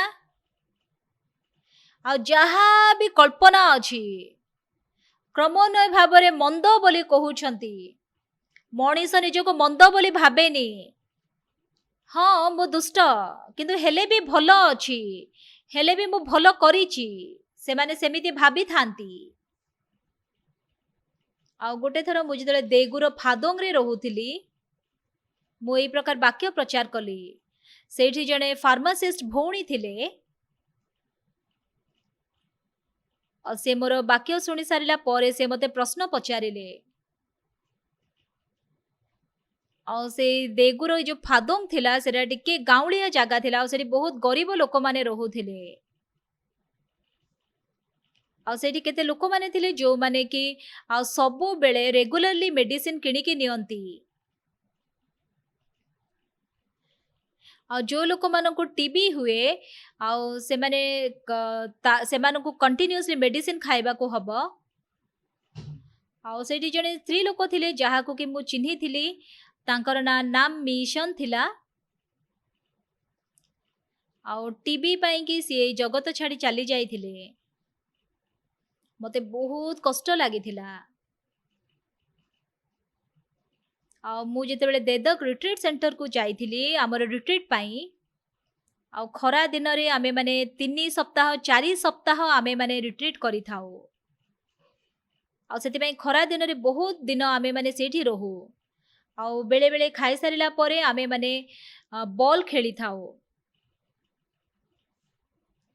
ଆଉ ସେଥିପାଇଁ କି ବର୍ତ୍ତମାନ ମଧ୍ୟ ଡିନର ଖାଇବା ପୂର୍ବରୁ ସନ୍ଧ୍ୟା 4ଟାରେ ପ୍ରାୟ ମୁଁ ବଲ୍ ଖେଳୁଛି। ଆଉ ମୋର ଟିମ୍ ସେଦିନ ଜିତୁଥିଲା, ମୁଁ ବହୁତ ଖୁସି ହଉଥିଲି। ଆଉ ସେତେବେଳେ ଜଣେ ଭଉଣୀ ଆସିକି ମୋତେ କହିଲେ, ପାଷ୍ଟର ମୋର ଜଣେ ରିଲେଟିଭ ଆସିଛନ୍ତି, ତାଙ୍କୁ ଅଳ୍ପ ସମୟ ପାଇଁ ଭେଟନ୍ତୁ। ଆଉ ମୁଁ ଜଣେ ପାଷ୍ଟର, ଆଉ ମୁଁ ତାଙ୍କୁ ମନା କରିପାରିଲିନି। ଆଉ କିନ୍ତୁ ଆମେ ଖେଳ ଜିତିବାକୁ ଯାଉଥିଲୁ, କିନ୍ତୁ ହେଲେ ବି ସେ ଖେଳ ଛାଡ଼ିକି ମୁଁ ଗଲି। ଆଉ ସେଇଠି ଜଣେ କମ ବୟସର ଝିଅ ଥିଲା, ତା ନାଁ ହଉଛି ନାମ ମିଶନ। ମତେ ସେତେବେଳେ ଲାଗୁଛି ତାକୁ ବୋଧେ 22 ବର୍ଷ ହଉଥିବ କି କଣ। ତାଙ୍କୁ ଟିବି ଥିଲା। ସେ ମେଡିସିନ ଖାଉଥିଲେ, କିନ୍ତୁ ସେ ସୁସ୍ଥ ହେଇଗଲେ ବୋଲି ଭାବିକି ମେଡିସିନ ଖାଇବା ବନ୍ଦ କରିଦେଇଥିଲେ। ଆଉ ଯଦି ବା ଟିବି ସମ୍ପୂର୍ଣ୍ଣ ଭଲ ହେଇଯାଉଛି, କିନ୍ତୁ ହେଲେ ବି ଟିକେ ମେଡିସିନ ଅଧିକ ଦିନ ଖାଇବା ଆବଶ୍ୟକ। କିନ୍ତୁ ସେଇ ମେଡିସିନ ଖାଇଲା ବେଳକୁ ବହୁତ କଷ୍ଟ ହେଇଥାଏ ଖାଦ୍ୟ ଖାଇବା ପାଇଁ। ଆଉ ସେଥିପାଇଁ ସେ ମେଡିସିନ ଖାଇବା ବନ୍ଦ କରିଦେଲା। କିନ୍ତୁ କିଛି ଦିନ ପରେ ତାକୁ ପୁଣି ଆଉଥରେ ଟିବି ହେଇଥିଲା। ଆଉ ଯୋଉ ଟିବିର ମେଡିସିନ ଟିବିର ଜୀବାଣୁ ଯୋଉଟା କି ଆଉଥରେ ବୃଦ୍ଧି ପାଇଲା ତା ଶରୀରରେ, ସେଇଟା ଆଉ ସେ ମେଡିସିନକୁ କିଛି ତାକୁ କାମ କଲାନି ସେ ମେଡିସିନ ତା ବିପକ୍ଷରେ। ଆଉ ଏଇ ଝିଅକୁ ମୁଁ ବାକ୍ୟ ପ୍ରଚାର କରିଥିଲି, ତାର ଇଚ୍ଛା ନଥିଲା ଶୁଣିବା ପାଇଁ। ସେ କହିଲା ମୁଁ ଶୁଣିବିନି, ଆଉ ସେ ପଳେଇ ଗଲା। ମୁଁ ତାର ଫୋନ ନମ୍ବର ଜାଣିନଥିଲି। ସେମାନେ ଆଉ ଗୋଟେ ସହରରେ ରହୁଥିଲେ, କିନ୍ତୁ 4 ମାସ ପରେ ପ୍ରାୟ ତାଙ୍କର ମା ମତେ କଲ୍ କଲେ, ପାଷ୍ଟର ଆସନ୍ତାକାଲି ଆପଣଙ୍କର ସମୟ ହବ କି? ମୁଁ କହିଲି ହଁ ହବ। ମୁଁ କହିଲି 3ଟାରୁ 4ଟା ଭିତରେ ମୋର 1 ଘଣ୍ଟା ସମୟ ଅଛି। ପାଷ୍ଟର ମୁଁ କାଲି ଆପଣଙ୍କୁ ଭେଟିବା ପାଇଁ ଆସିବି। ଆଉ ତା ପରଦିନ ତାଙ୍କ ଝିଅ ମିଶନ ସହିତ ସିଏ ଆସିଥିଲେ। ଆଉ ମିଶନ ଘୃଣା କରୁଥିଲା ଯୀଶୁଙ୍କୁ ବିଶ୍ୱାସ କରିବା, କିନ୍ତୁ ତାଙ୍କ ମା ତାକୁ ଟାଣି ଟାଣି ଆଣିଥିଲେ। ଆଉ ମୁଁ କହିଲି ମିଶନ ତମେ କେବେ ଶୁଣିଛ କି ଆଉ ଲୋକମାନେ କେମିତି ପ୍ରାର୍ଥନା ଦ୍ୱାରା ସୁସ୍ଥ ହୁଅନ୍ତି? ନାଇଁ ସେଇଟା କଣ ପାଇଁ ମତେ ଆପଣ କହୁଛନ୍ତି, ତାର ମୋ ସହିତ କଣ ସମ୍ପର୍କ? ମୁଁ ଆଶ୍ଚର୍ଯ୍ୟ ହେଇଗଲି। ମୁଁ ତା ସହିତ ଝଗଡ଼ା କରିପାରିବିନି। ମୁଁ କହିଲି ମିଶନ କଣ ହେଲା? ତା ଯୀଶୁଙ୍କ ବିଷୟରେ, ଆତ୍ମିକ ଜୀବନ ବିଷୟରେ ଟିକେ ବି ମଧ୍ୟ ତାର ଇଣ୍ଟରେଷ୍ଟ ନଥିଲା। ଆଉ ସେଇଦିନ ଆମର ସେ ପରିବେଶ ବହୁତ ଖରାପ ହେଇଗଲା। ଆଉ ମୁଁ ସାଧାରଣତଃ ବହୁତ ସାହସର ସହ ପ୍ରଚାର କରେ, କିନ୍ତୁ ସେଇଦିନ ମୁଁ କିଛି ଆଉ ତାକୁ କହିପାରିଲିନି। ଆଉ ତାକୁ କିନ୍ତୁ ସେମିତି ଖାଲି ପଠେଇଦେବା ମୋତେ ବହୁତ କଷ୍ଟ ଲାଗିଥିଲା। କିଛି ଦିନ ପରେ ସେ ମୋତେ, ତାଙ୍କ ମା ଆଉ ଥରେ ମୋତେ କଲ୍ କଲେ, ପାଷ୍ଟର ଆସନ୍ତାକାଲି ଆପଣଙ୍କର ସମୟ ଅଛି କି? ମୁଁ କହିଲି ହଁ ଅଛି। ମୁଁ କହିଲି ଏଇ ସମୟରେ ଆସନ୍ତୁ, ଏବଂ ତାଙ୍କ ନାଁରେ ମୁଁ ଆପଏଣ୍ଟମେଣ୍ଟ ରଖିଲି। ଆଉ ସିଏ ଆସିବା ପାଇଁ କି ଯେତେବେଳେ କହିଲେ, ମୁଁ ବହୁତ ବ୍ୟସ୍ତ ହେଲି ମୋର ହୃଦୟରେ। ମୁଁ ମୋ ଜୀବନରେ ସେମିତି କେବେ ବ୍ୟସ୍ତ ହୁଏନି। ଆଉ ସିଏ ଆସିଲେ, ଆଉ 2 ଜଣ ବସିଲେ। ମୁଁ କହିଲି ମିଶନ ମୁଁ ଅଳ୍ପ ସମୟ ପାଇଁ ଖାଲି କହିବି, ଆଉ ମୁଁ ବହୁତ ଅଳ୍ପ କହିବି।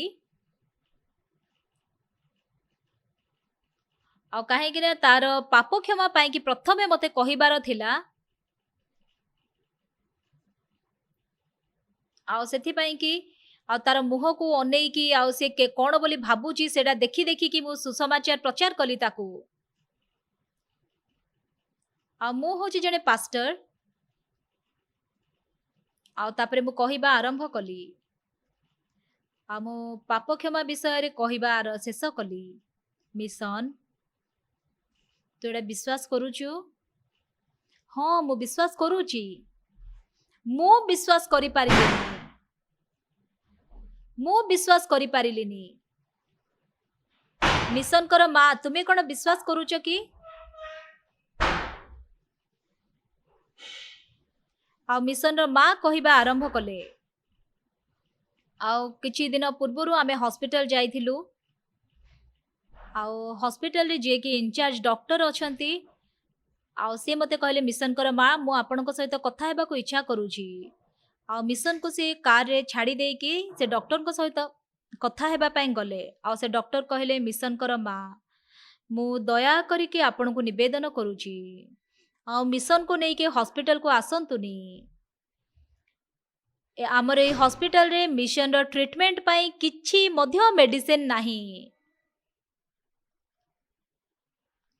ଆମମାନେ ମିଛରେ ଯେତେବେଳେ ଚେଷ୍ଟା କରୁଛୁ ତାକୁ ଟ୍ରିଟମେଣ୍ଟ କରିବା ପାଇଁ, ଡକ୍ଟର ଭାବରେ ଆମ ପାଇଁ ସେଟା ବହୁତ କଷ୍ଟକର।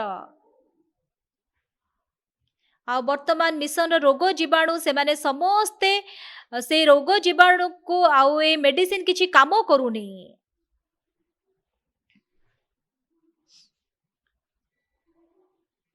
ନା ଆଉ ସେଥିପାଇଁ କି ଆମେ ବାଧ୍ୟ ହେଇକି ତାକୁ କିଛି ମେଡିସିନ ଦଉଛୁ, ଆଉ ସେଟା ତା ପାଇଁ ବହୁତ କଷ୍ଟଦାୟକ, ଆମ ପାଇଁ ବି ବହୁତ କଷ୍ଟଦାୟକ। ଆଉ ଦୟା କରିକି ଆପଣ ହସ୍ପିଟାଲ ଆସନ୍ତୁନି। ସେ କହିଲେ ହଁ ଠିକ ଅଛି। ଆଉ ତାପରେ ସେ ତାଙ୍କର କାରରେ ଆସିଲେ, ଘରେ ନେଇକି ମିଶନକୁ ଛାଡ଼ିଲେ। ଆଉ ତାର ଅର୍ଥ ହଉଛି ସେ ଡକ୍ଟର କହିବାକୁ ଇଚ୍ଛା କରୁଥିଲେ ମିଶନ ମରିଯିବ। ତାପରେ ମିଶନଙ୍କର ମା ବାହାରକୁ ଗଲେ। ସେତେବେଳେ ବହୁତ ବର୍ଷା ହଉଥିଲା। ଆଉ ସେ ବର୍ଷାରେ ଓଦା ହେଇ ହେଇ ରାସ୍ତା ସେ ସହର ସାରା ବୁଲିଲେ। ସେ କାନ୍ଦିଲେ କାନ୍ଦିଲେ ଆହୁରି କାନ୍ଦିଥିଲେ। ମିଶନ ତୁ ପଳେଇ ଗଲେ ମା କେମିତି ବଞ୍ଚିବେ? ସେ ଆହୁରି ଅଧିକରୁ ଅଧିକ କାନ୍ଦିବାକୁ ଲାଗିଲେ। ସେ ମିଶନ ସାମ୍ନାରେ କାନ୍ଦି ପାରିବେନି, ସେଥିପାଇଁ ବର୍ଷାରେ ଓଦା ହେଇକି ସେ କାନ୍ଦି କାନ୍ଦି ବୁଲିଲେ। ଆଉ ସେତେବେଳେ ସନ୍ଧ୍ୟା ହେଇଗଲା।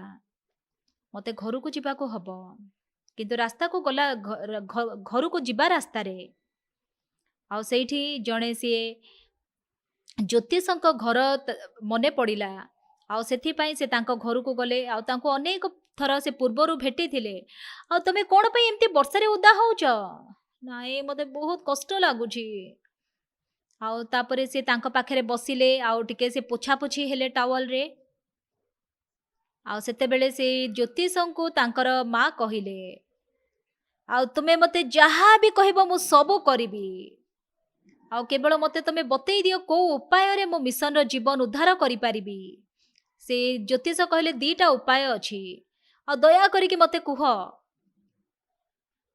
आ तमे बहुत टंका देकी तुमको गोटे अनुष्ठान करबा को हबो आ से अनुष्ठान द्वारा आ मिशन को गोटे आत्मा ग्रहण करबा को हबो आ मिशन जदि से आत्मा ग्रहण करिकि से तांत्रिक हेइ जिवो ताहाले से जीवन पाई पारिबो से बंची पारिबो तांको माँ भाबिले हाँ जेमती हेले भी मते मिशन को बंचेबा को हबो आ एमिति करिले भी मो मिशन को रक्षा करिबी मो मिशन रो जीवन बंचेबा मते आवश्यक किंतु अपर पक्षरे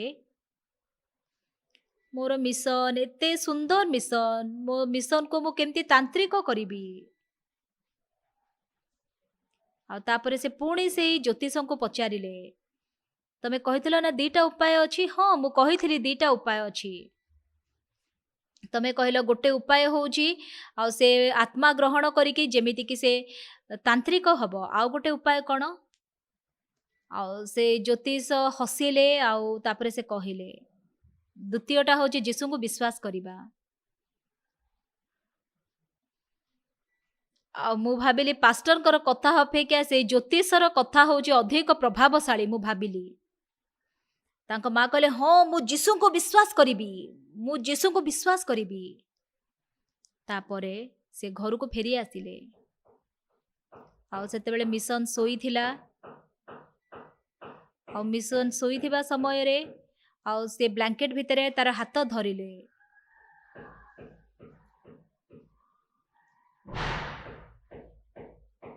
आउ से प्रार्थना करिले मिश दया करिकि परमेश्वर तुमे मिशन को सुस्थ करि दियो मिशन रो जीवन उद्धार कर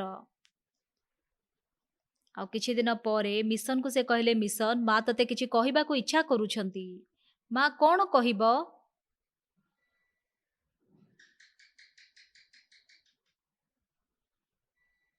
आ जदि तुमे आमे गोटे अनुष्ठान करिबा आ तमे जदि गोटे आत्मा ग्रहण करिबो आ तुमे तांत्रिक हेइ जिवो ताहले तुमे बंची पारिबो किछि समय पर मिशन कहला माँ मते तांत्रिक हेबा को इच्छा नाही मते बहुत डर लागुची मते सत्तरे तांत्रिक मान को घृणा लगे माँ कहिले हाँ हेले भी तू कौन करि पारिबु जदि तू तांत्रिक हबुनी ताहले जीसु को विश्वास करबा को हबो कौन जीसु को विश्वास करिले हेइ पारिबो ताहले भलो मु जीसु को विश्वास करिबी मु जीसु को विश्वास करबा को इच्छा करूची मु तांत्रिक हेबिनी आउ सेई दिन मिशन गोटे नुआ हृदय पाई पारिला आउ सेते बेले मु मिशन रो चारि पाखरे बहुत मिशन सामने रे बहुत सतर्कतार सह कथाबार्ता होउथिली किंतु से दिन मिशन पुनर्जन्म पाइला आ मिशन तांकर माँ को कहला माँ एटा आश्चर्य नुहे कि आज पास्टर वाक्य गोटे घंटा अधिक पास्टर प्रचार कले किंतु मु थरे मध्य कासिनी एटा मु थरे मध्य कासिनी एटा बहुत आश्चर्य आ तांकर माँ आ झियो से दिन बहुत खुशी हेले तापरे से माने घर को फेरी गले से माने अलगा सहर रे रहुथिले तांको घर भी मु जानी नथिले तांकर फोन नंबर खाली मु जानी थिली आ गोटे थर देजन चुंगनाम यूनिवर्सिटी रे हमर गोटे कॉन्फ्रेंस थिला आ मु मोर लेक्चर पर जेते बेले बैक डोर रु बाहरु थिली आ से पछ द्वार रे बाहरिला बेलु को मिशन आ तांको माँ मो पई अपेक्षा करिथिले मु बहुत खुशी हेइथिले मिशन को भेटिकी आ मिशन रो मुह मध्य बहुत उज्जवल देखा जाउथिला आ तमे भी केमिति रहुच मिशन रो माँ कहले आमर बहुत संपत्ति अच्छी जोटा कि आम पूर्व पुरुष माने आमको देकी जाइछंती आमे बेसी बढ़ौनु किंबा कम करूनु आ सेतिकरे आमे माने बंचुचु ଆଉ ମୁଁ କହିଲି ତମେ ମିଶନକୁ ଭଲରେ ଖାଇବାକୁ ଦିଅ। ସେ କହିଲେ ସେ ବହୁତ ଏବେ ଖାଉଛି, ସେଟା ମୋ ପାଇଁ ହାଲିଆଜନକ।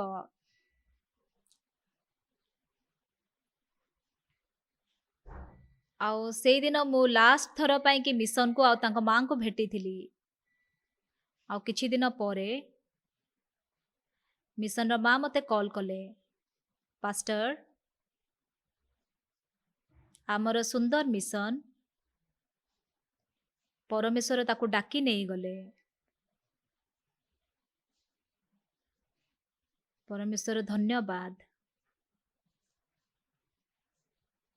ସେଇଠି ଯିଏକି ଫାର୍ମାସିଷ୍ଟ ଭଉଣୀ ଥିଲେ, ଆଉ ସବୁବେଳେ ଲୋକମାନେ ତାଙ୍କ ପାଖକୁ ମେଡିସିନ କିଣିବାକୁ ଆସନ୍ତି। ଆଉ ପ୍ରତ୍ୟେକ ଦିନ ସେମାନେ ତାଙ୍କ ପାଖକୁ ମେଡିସିନ କିଣିବା ପାଇଁ ଆସନ୍ତି। କିନ୍ତୁ ଯଦି ସେମାନେ ରେଗୁଲାରଲି ମେଡିସିନ ନେବେନି ତାହେଲେ ତାଙ୍କର ଇମ୍ୟୁନିଟି କମ୍ ହେଇଯିବ, ଆଉ ସେମାନଙ୍କର ସୁସ୍ଥତାର ଶକ୍ତି ମଧ୍ୟ କମ୍ ହେଇଯିବ। ଆଉ ସେଥିପାଇଁ ସେ ଭଉଣୀ ଫୋନ କରନ୍ତି ଆଉ ତାଙ୍କୁ କହିବେ ମେଡିସିନ ନେଇକି ଆସ। ଆଉ ତମେ ମେଡିସିନ ନେବାକୁ ଆସ, ସେମାନେ କହିବେ ନାଇଁ ଆମ ପାଖରେ ଟଙ୍କା ନାହିଁ, ଆମେ ଆସିପାରିବୁନି। ଆଉ ଯଦି ତମେ ମେଡିସିନ ନେବନି ଖାଇବନି ତାହେଲେ ତମେ ମରିଯିବ। ଆଉ ମୁଁ ତମକୁ ଟଙ୍କା ନ ନେଇକି ବିନା ମୂଲ୍ୟରେ ମୁଁ ମେଡିସିନ ଦେବି। ଆଉ ତାପରେ ତମେ ମେଡିସିନ ଖାଇସାରିଲା ପରେ ମତେ ଟଙ୍କା ଆଣିକି ଦେବ। କିନ୍ତୁ କେବଳ 20% ଲୋକମାନେ ମେଡିସିନର ଟଙ୍କା ଆଣିକି ମତେ ପରେ ଦିଅନ୍ତି। ତାହେଲେ ଏଟା କ'ଣ ଭଲ କାମ ନୁହେଁ କି? ମୁଁ କହିଲି ହଁ ସେଟା ଭଲ କାମ, କିନ୍ତୁ ତାହା ଉତ୍ତମ ନୁହେଁ। କାହିଁକି? ମୁଁ ପୁଣି ଆଉଥରେ ତାଙ୍କୁ କହିଲି, ମୁଁ ଗୋଟେ ଥର ଆମେରିକାକୁ ଯାଇକି କନଫରେନ୍ସ କରିଥିଲି। ସେଇଠି ଜଣେ ସିଷ୍ଟର ଥିଲେ ଯିଏକି ଆକ୍ସେସରୀ ବିଜନେସ୍ କରନ୍ତି। ଆଉ ସେ ମୋତେ ଗୋଟେ ମୁଠା ସୁନା ଚେନ୍ ଆଣିକି ଦେଲେ। ମୁଁ ସେଇ ସୁନା ଚେନ୍ ବାହାର କରିକି ରଖିଦେଇଥିଲି, କାହିଁକିନା ମୁଁ ଜାଣିଥିଲି ନିଶ୍ଚୟ ମୋତେ ଏୟାରପୋର୍ଟରେ କଷ୍ଟମ୍ସରେ ସେମାନେ ଧରିବେ। ଆଉ ମୁଁ ସବୁବେଳେ ବହୁତ ବ୍ୟସ୍ତ ଥାଏ ସେଥିପାଇଁ। ଆଉ ମୁଁ ଯେତେବେଳେ ଇଞ୍ଚନ ଏୟାରପୋର୍ଟରେ ଆସିକି ଓହ୍ଲେଇଲି, କିଛି ଡିକ୍ଲେୟାର କରିବା ପାଇଁ ଅଛି କଷ୍ଟମ୍ସରେ କି? ମୁଁ କହିଲି କିଛି ନାହିଁ। ସେ କହିଲେ ମୁଁ ଟିକେ ଆପଣଙ୍କ ବ୍ୟାଗ୍ ଦେଖିପାରିବି? ମୁଁ କହିଲି ହଁ ଦେଖନ୍ତୁ। ଆଉ ସେ ଅଫିସର ଯେତେବେଳେ ବ୍ୟାଗ୍ ଖୋଲିଲେ, ଆଉ ସେଇଠି ମୁଠାଟେ ସୁନା ଚେନ୍ ସେମାନେ ଧରିଲେ, ପାଇଲେ।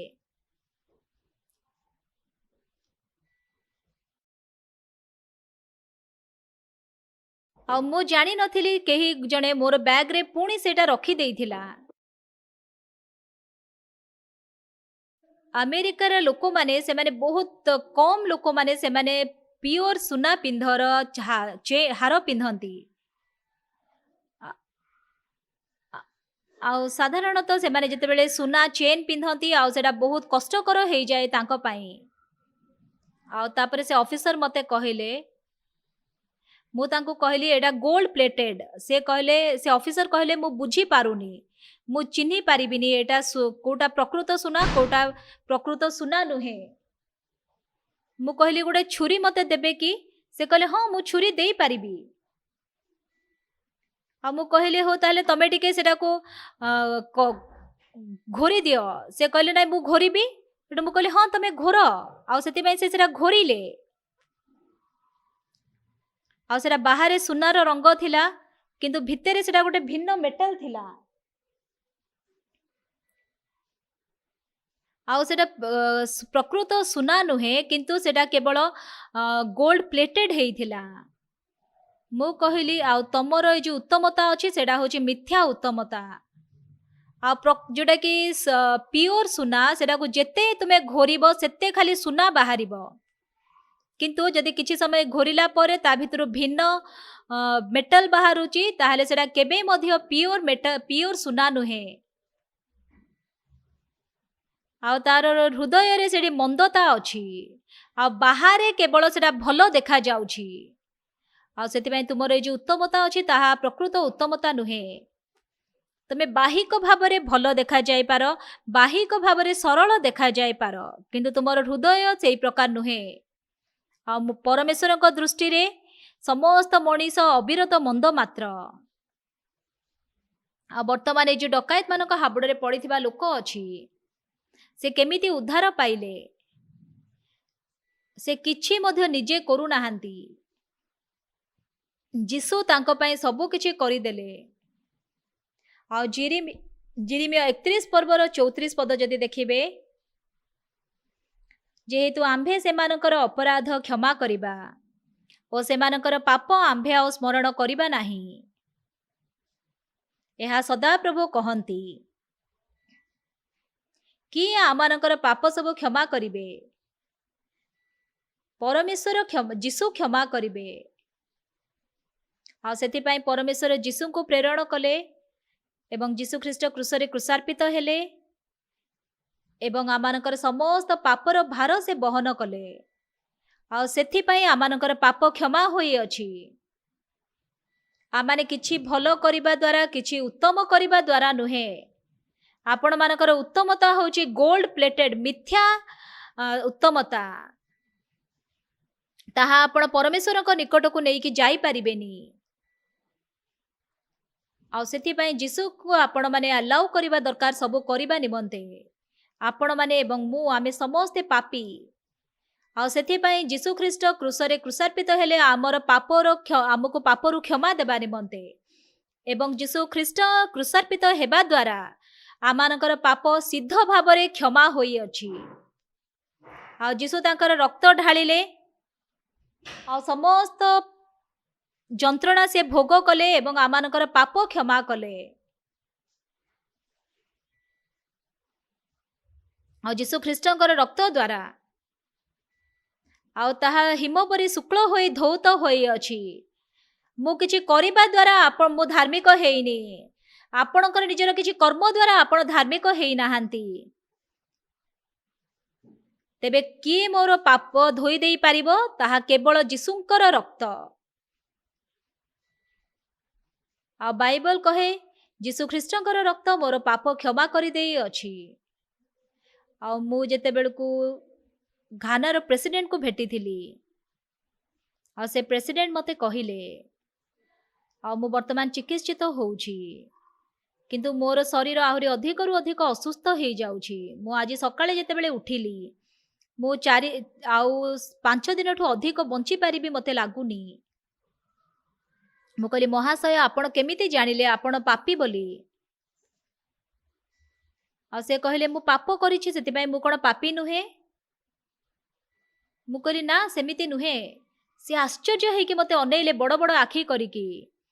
ମୁଁ କହିଲି, ଘାନାରେ ଯିଏ ଅପରାଧୀ ମାନେ ସେମାନେ କ'ଣ ନିଜର ଦଣ୍ଡ ନିଜେ ନିର୍ଦ୍ଧାରିତ କରୁଛନ୍ତି? ସେ କହିଲେ, ନାଇଁ।